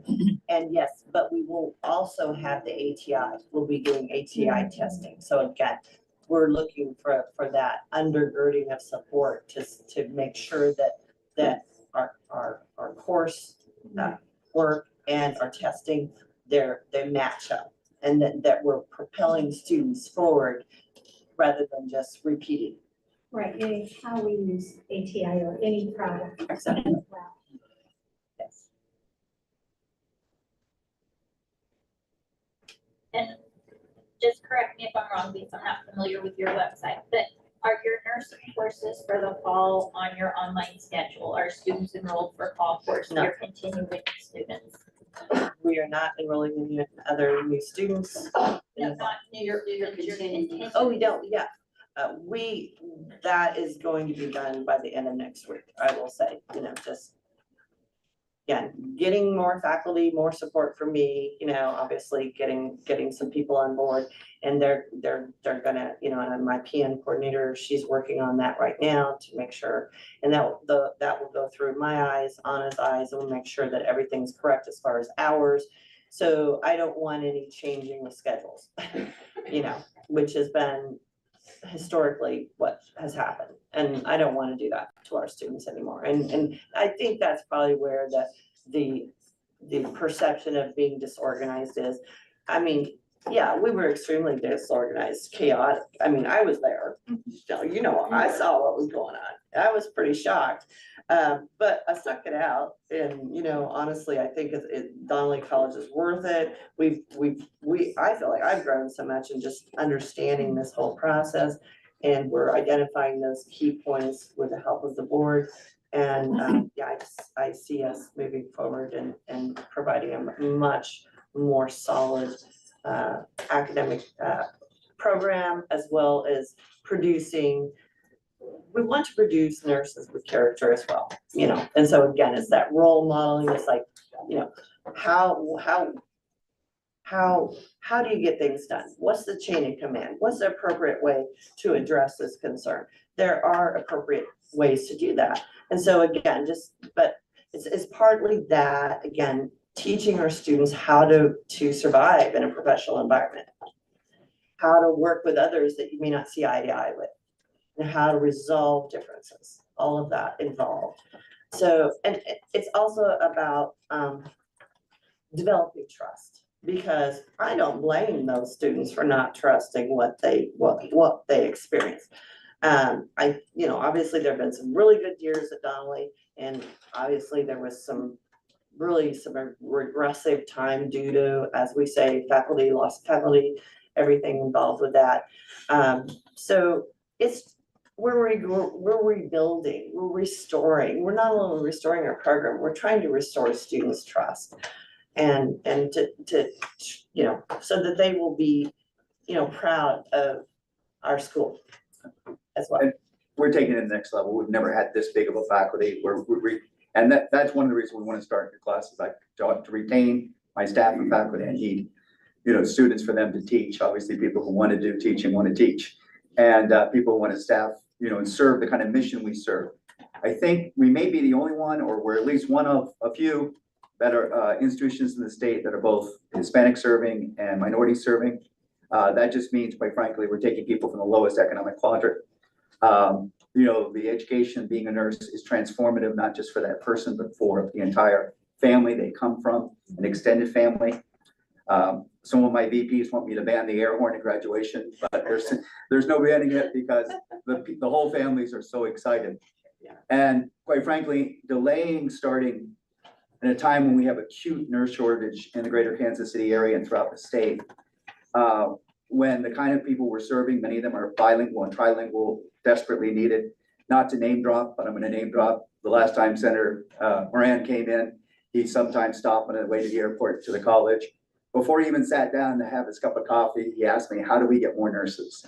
Because he recognizes, as everybody does, our need in the state. So I don't want to delay the process, because the delayed process of starting just means all those people are going to be delayed in getting to the final goal of being qualified, caring nurses of character that we desperately need.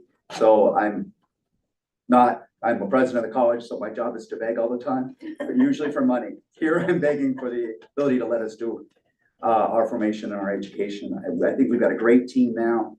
We made up for the loss that we had due to sickness and other circumstances that you're well aware of. So we're ready to go. And I think it's good for the common good that we begin again. I think I've asked all my questions. I know I had a lot, and I'm sorry, No, but there was thank a you. lot of data, and I just Thank wanted you. to make sure I appreciate could understand everything that was there. So when the committee met in March, we recommended a 6-month delay on new admissions, so that you guys had time to do this. And there is a significant amount of work that you now need to implement, train your faculty. There's some even recommendations we're making today of some changes that need to be in place to align with the regulations. September would be our next meeting, and that would be about the 6-month mark that we would be able to reevaluate the things that we're recommending today. With this, with the site visit for this fall. Just so your motion was, and what you approved was that, that both programs put on conditional approval and they cease admissions and focus on currently admitted students until program is stable for at least 6 months, with the site visit to be done before restarting admissions. That was your action last meeting. And the recommendations are coming in. Some of the things, obviously, you put in the book. I haven't had time to review and respond to you in terms of whether those recommendations have been fully met. So we still have that to contend with too. So that site visit would be more in the spring and in the fall to allow them 6 months to implement. To allow 6 months would put it late September. Frankly, the site visit, if you looked at the schedule, there really isn't much available between September and the second week of November. With the changes that we're recommending today, the things that have happened, it would be 6 months from this to allow them to do those. So maybe a spring site visit with decision for the next fall admission. That's up to you all. Well, you have ATI coming. And so the earliest possible site visit you're saying would be after mid-November? Because that's key for me to see what can be done by then. And by then you'll have your pass rates for this most recent grad. I certainly would like to review that for both groups, PN and Indian. Yes.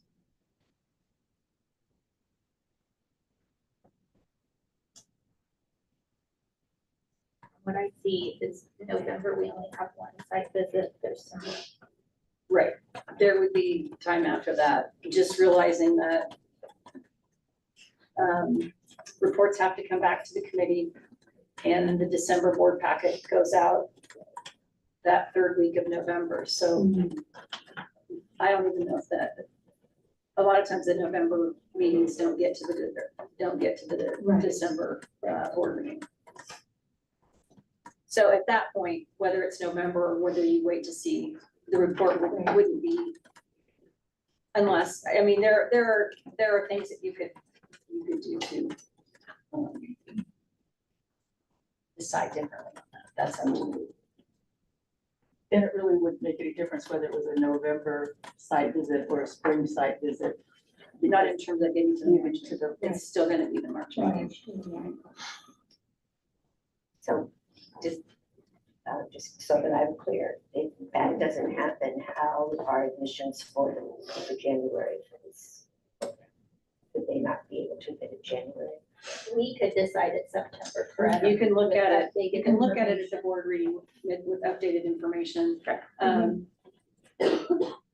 The motion as it reads now just says, if you want to, you can, and that's your choice on how what you want to ask them to do, and how you want to evaluate that. Does that make sense? Right now, that's what it reads, but even if it was like September, like I said, it's just the timing and what's already on the calendar is a lot. What we're already doing. I don't think I'm comfortable yet releasing that. I think that that's a decision that needs to be made in September when we see some of the influx data. So there will be information, we'll add you to the September agenda, if you can bring back that information to us. And at this time, will remain the recommendation that was placed in March.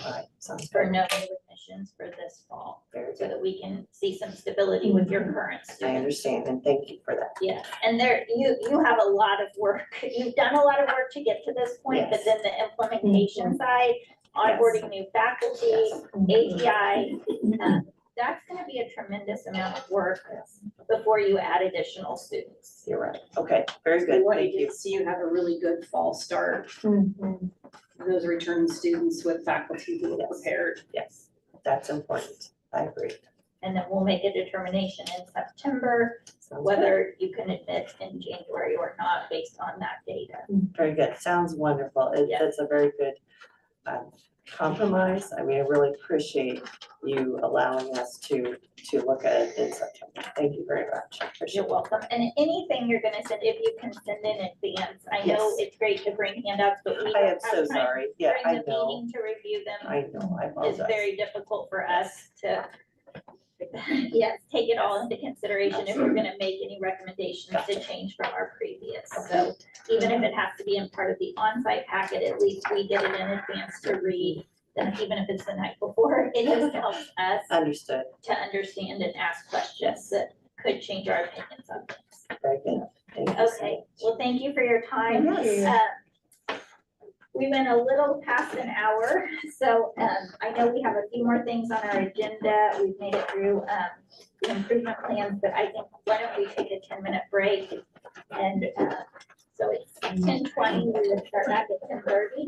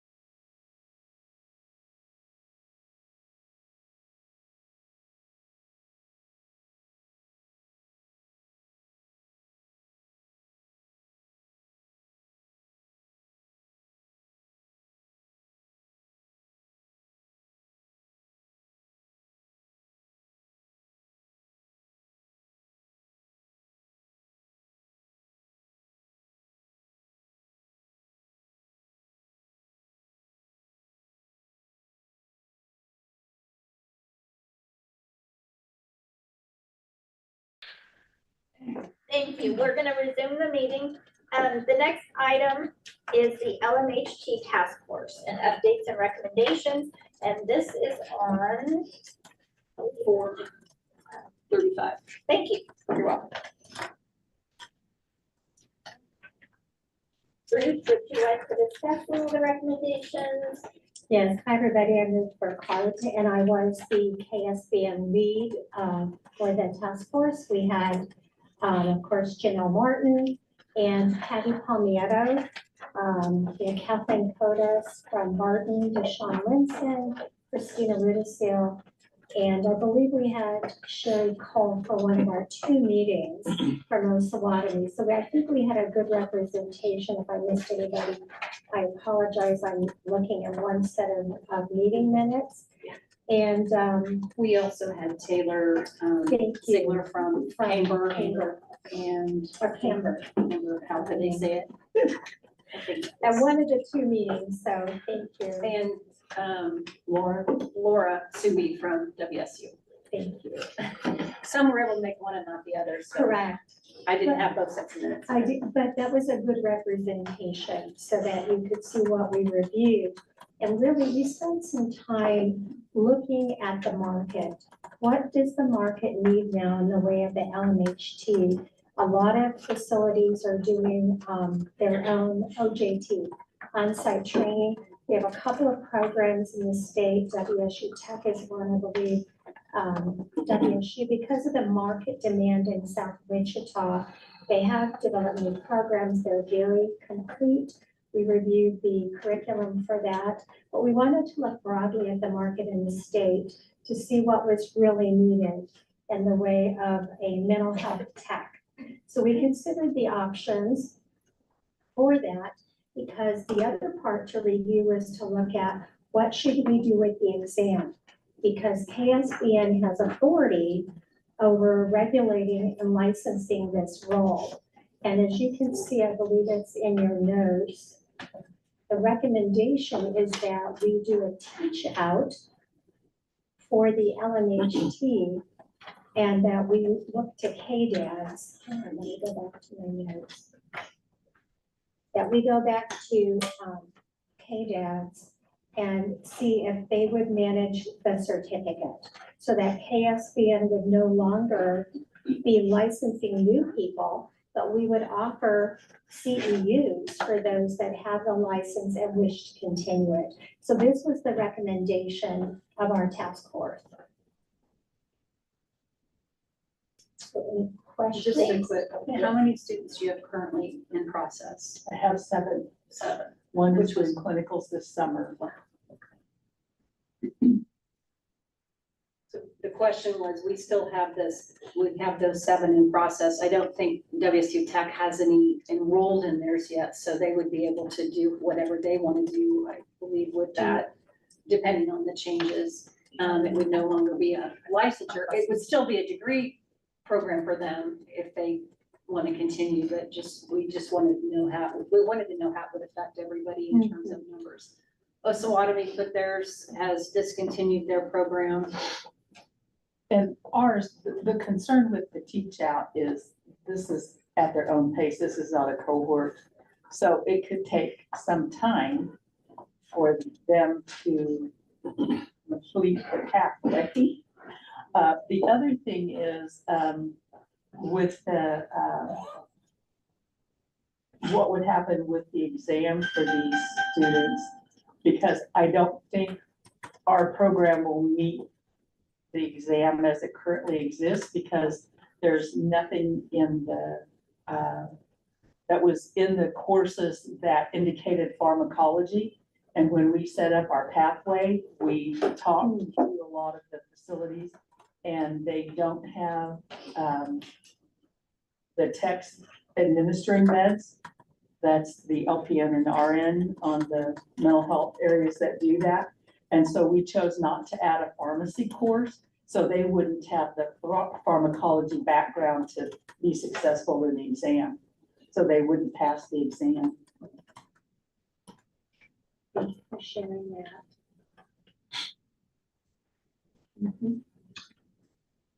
Yeah. So I just want to be clear. So if the recommendation was that we no longer do any more, but we would continue with the ones that are licensed and they'd renew every 2 years, just like they're doing now. So we would need to continue to have those regulations and they might need to be updated. But then if we didn't have education programs, we might be able to revoke some of those. Okay, I'm just trying to think through this. I just wanted to be clear, because I think right now we have like, last time I looked, I think we had like 38 licensed, or something like that. It's not clear. That's more the, I guess that you're right, at this point, it's more the education program. Just Yeah. continue those regulations for new programs. Discussion about how that might. ADAS does do a lot of other certification type programs at the level that we were discussing in the task force, and that's why that came up. Is the test plan that we shared initially too does have, I think it does have some of the pharmacology in it, so I'm not sure, I don't know if there's a lot. But anyway, because the plan, I think at that point too, was we addressed one of the reasons we addressed the idea of, does this need to continue as a licensing program first, was because we knew the test needs updating if we were going to continue. I'm not sure that the cost and expense to update the test at this point would be worth that. I can't remember the test plan off the top of my head. And we how much did pharmacology look is at that. Our task force looked at all those issues as well with the regulations. And what it would take to continue it by updating it. And we didn't see that there was enough of a market across the state. That was the concern. Without any transferability to other states or, I mean, it's just not a well-defined role like CNA and CMA have become. If they did something like that, I looked at behavioral health techs, that description versus mental health techs too, and still, it's still kind of all over the place.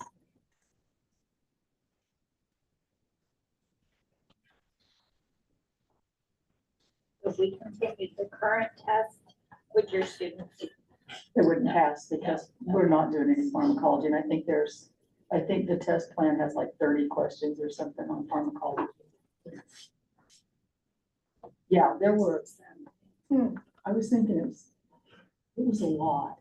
Because I thought, well, maybe if it's 1 or 2 and they fail them, it won't matter, they'll They're still really pass old the medications. test. I can tell you as a psychiatric nurse, so.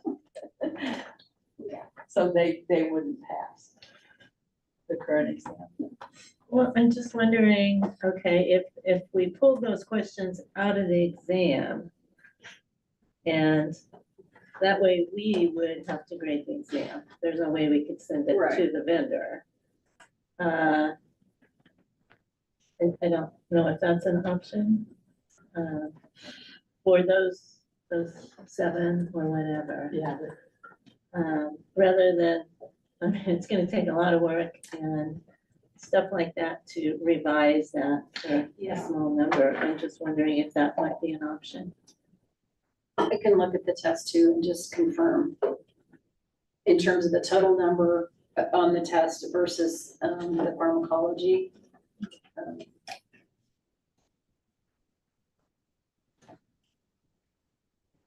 Confirm that. The other thing we might consider, and most of, I just have the one student that's far enough. She was a psych major and switch, so she had all of her psychology courses done when she switched over to this. She's pre-nursing now, but the rest of them are just taking the courses. And if KDADs and choose to go to certification, then it shortens that 450 didactic hours and 450 clinical hours. The students that are currently in the pathway may not be opposed to switching to get through it quicker. and with less expense on their part, but still get the college credit. So that, if we knew, I don't know how long it'll take to talk with Scott. I'm on that committee for the Kansas State Behavioral Health Excellence Committee or whatever. And you know, they've never asked for involvement on our side because, I mean, and I don't know if we aren't going to license. But it would be nice to be able to bring them the experience and let them see where it would go from there. So And I think that was one of the recommendations I think Carol is familiar with. Yeah, and if they look at the certification, what's gonna be Yeah. required for certification, then we could look at how we would alter our program. And then we would have to come back to you to change it or no longer If would be it's, involved. I think the crazy thing about that is because it's already approved as it is, in order to complete the license, what the program was approved for, I think you'd have to finish out the program as is to take the licensing exam. Would that? Yeah, I mean, it's not really that we're not going to have LMHTs because we have LMHTs. And we're going to continue to have those until they all phase out, no longer renew their nursing licenses or Which is kind whatever. of what Arkansas It's just the education that, we can certainly set up a meeting with Scott and see what he has to say. I would say anybody who's currently in it would have to complete under to take the licensing exam. If they wanted to switch, if they did something with the certification that's different and shortens it, that it wouldn't be sitting for the licensing exam. That would be my understanding of these. But they could elect to switch programs. Right. And that may be the more reasonable option. If they'll take the certification, set the standards for what is required to sit for the certification. We can certainly talk to Scott and just kind of check some of this out and bring some back in September. Perfect. If that would work. I think that's a good plan. The curriculum just talks about therapeutic modalities. It doesn't specifically talk about the medication and the psychopharmacy. So it seems like it'd be reasonable to test the current test and see what it would do to the overall impact of the exam. Will you be looking at the number of CEs required to renew? Because they have, what, 30? Every 2 years, that's as much as I have to have. Yeah, everybody that we Really? license has to have Yeah, I that. think that's just a matter of anybody who's licensed. I mean, that's up to the board, what they want to do. And that's an That could be one of the unreasonable things number of when we get hours to that. for the position that they hold and the work that they do. And the salary that's. The salary that they Salaries get to are so- have to do 30 It's CEUs. hard to get their CEUs sometimes too. It is, right? It is, yeah. So we'll add all that to the September agenda. Do you have anyone that's gonna complete between now and September that you know of? No, she Okay. still has a couple more classes and 2 more clinicals after this.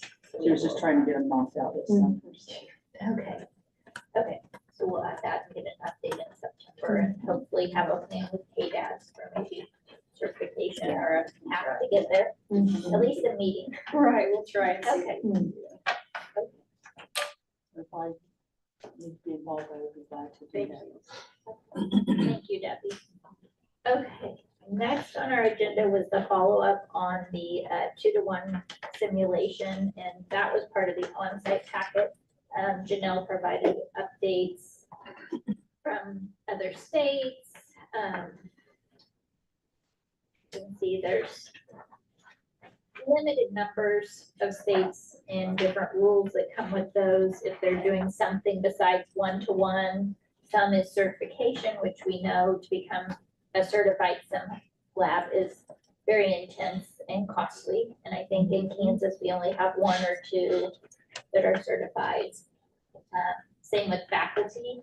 Is it just 1 to? I I know of one, I don't know, I know Johnson County, I believe is, but I don't know. What- There's only one certified sim center. We now have more. At one point, we only had like 4 certified sim faculty, but I think that has increased. I'm hearing from more programs that they have at least one faculty member who is certified in one of the, I think there's 2 different ones you can do, but certified in simulation. So, right.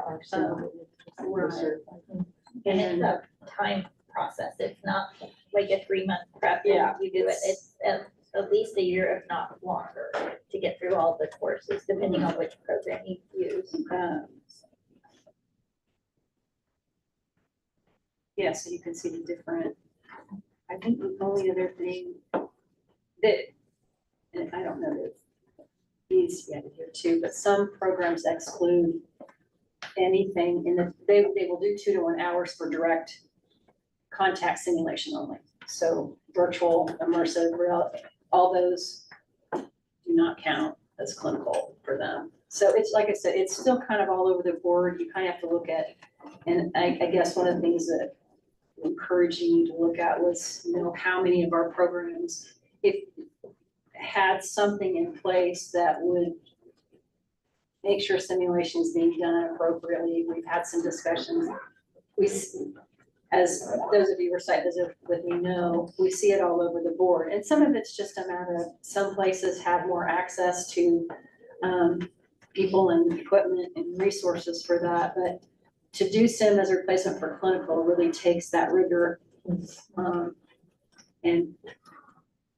I can see that there are programs that do have that rigor where 2-to-1 probably is really reasonable, but to put that in as a regulation for everybody, that was the consideration. And you're doing it for all programs when you do that.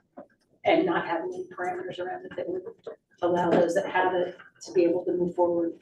So that's why I put the information I did. And also the original data that we got from the request group was also in there as well. So hopefully you got to see all of that together. I know it's out there, the National Council, My Network Education calls. We are hearing more about simulation and the idea of virtual reality and immersive reality simulation. They are trying to get more studies in place. Like they did the rigorous studies that they did for even, doing the 50% simulation as a evidence-based practice. So it just doesn't have the rigor behind it yet that a lot of them are comfortable with and making decisions to allow that. So those are all just factors to consider.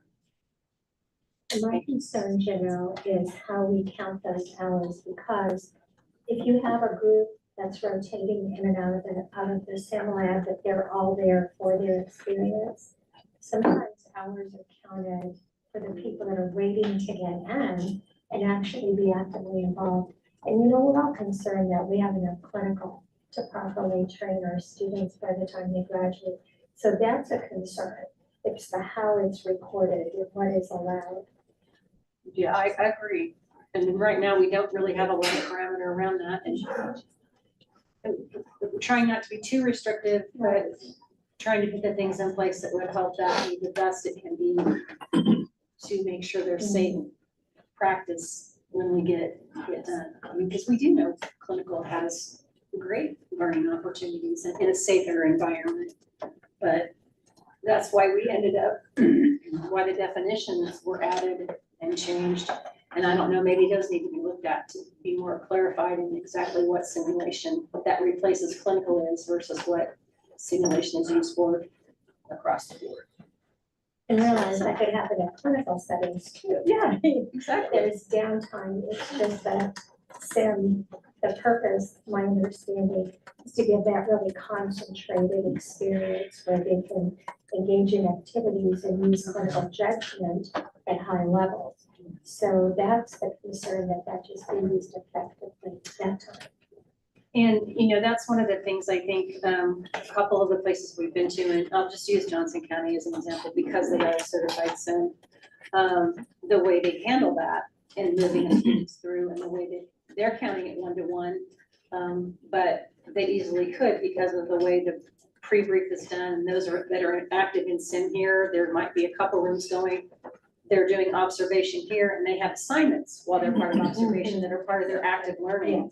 And they all are part of that debrief. So it's how that's done. It's not just downtime to do other paperwork stuff. It's being actively engaged in the simulation, what's going on, the preparation from one step to the next, whether it's handing off to the next group as the next shift, however that works.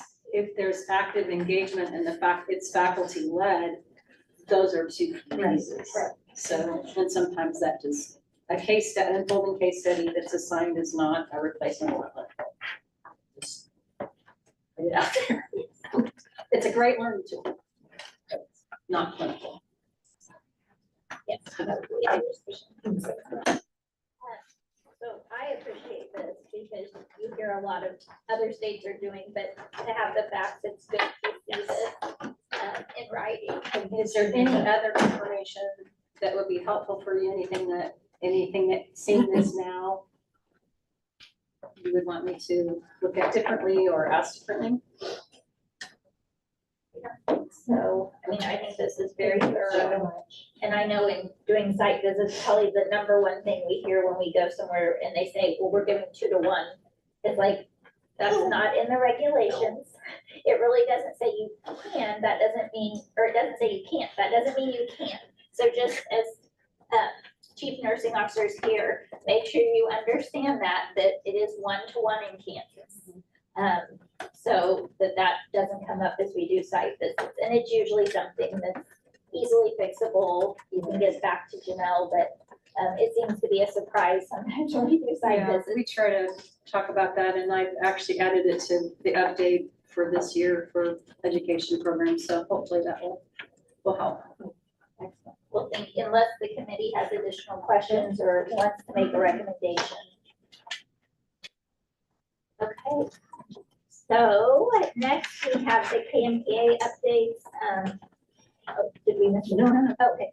The KMPA updates for the 2 regulations, well, several regulations. Right. I just wanted to, this is really old news. A couple of things have come up that made me think that maybe to be a little more specific. So I just wanted you to remind everybody that we did make the changes in the refresher course requirements. Those were through and approved and began, I was gonna write the dates down, they're here. And I think you've got them on the agenda. Yeah, January, yeah, and I might have, that was amended and in place by January 31st of this year. All of those details have been sent to our 2 providers for the RN, and it's the same one for, we only have one for PN right now. Because those change in requirements then might allow me to look for other programs that could be used and bring back to you for approval. That's one of the complaints we get is you only have this one. It was only one that could meet our requirements.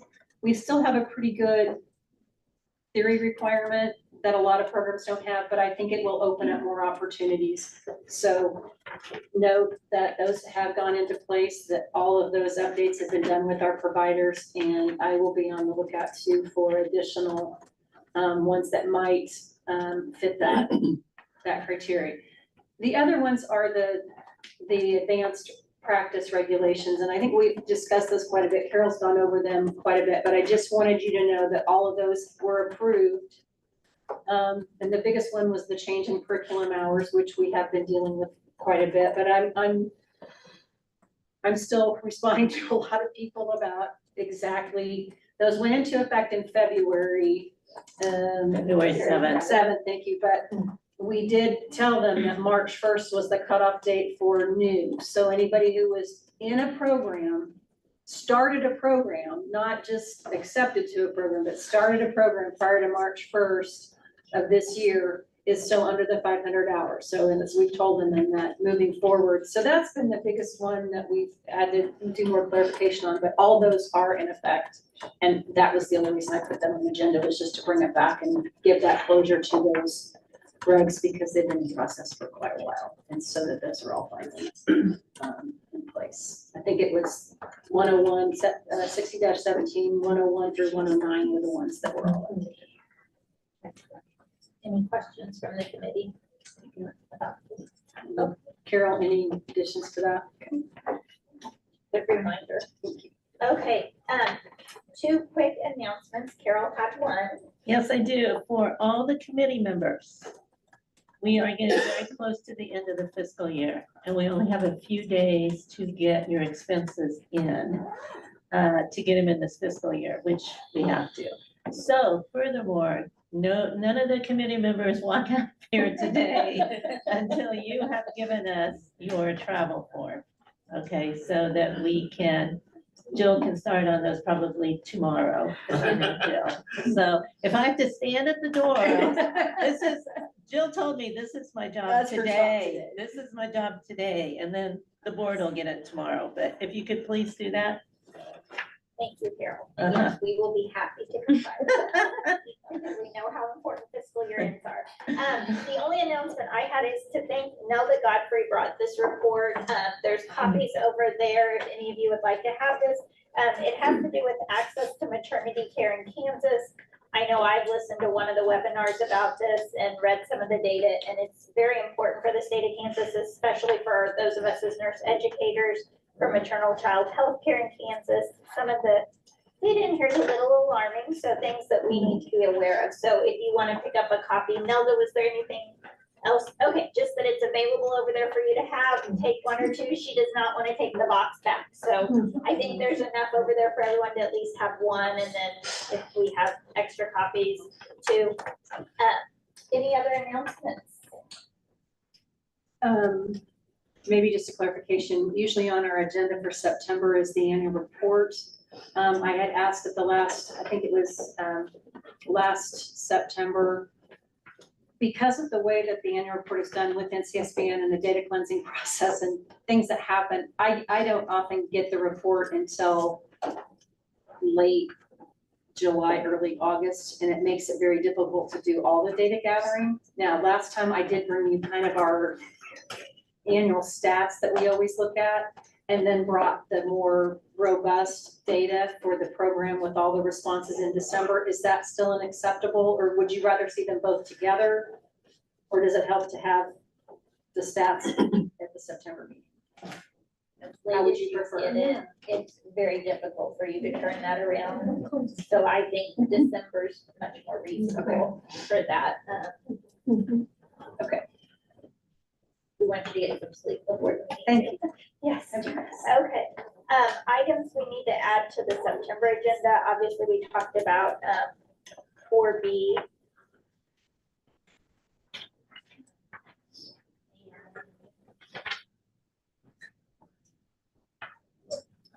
Is there anything, oh, and the LMHT task force.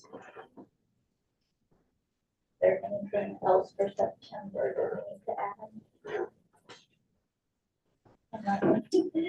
Clearly, I just have the LMHT and then the Donnelly follow-ups and then whatever. We will have one site visit at an initial in July, so I'll have that to the September meeting, and then whatever curriculum changes might come. Oh, and we'll put the legislative review back on for September after we hear what happens. September, the FCC, exact same time. I thought I'd be hearing that. Yeah. Just maybe. Okay, and then there will be administrator training, I assume, the day before. Oh, thank you. We are in the process. Thank you for asking. One quick is that there will be a program administrator update meeting. I will not be doing a new program orientation. The plan is that this summer, I'm hoping July, there will be a new set of training, more things that we did in person will be a set of videos that new program administrators can get anytime. It will cover the same topics as we do in the new program, and they can still request a one-on-one space of time if there are questions, but we're hoping to have those videos out there. Either one, or I'm trying to do it in sections so that it's a little long to go through the whole thing at one time. So it will tell you what each video is doing. So that's the plan. Okay. Anything else from the committee before we adjourn? Okay, we will adjourn and we will see you all in September. Thank you. Thank you.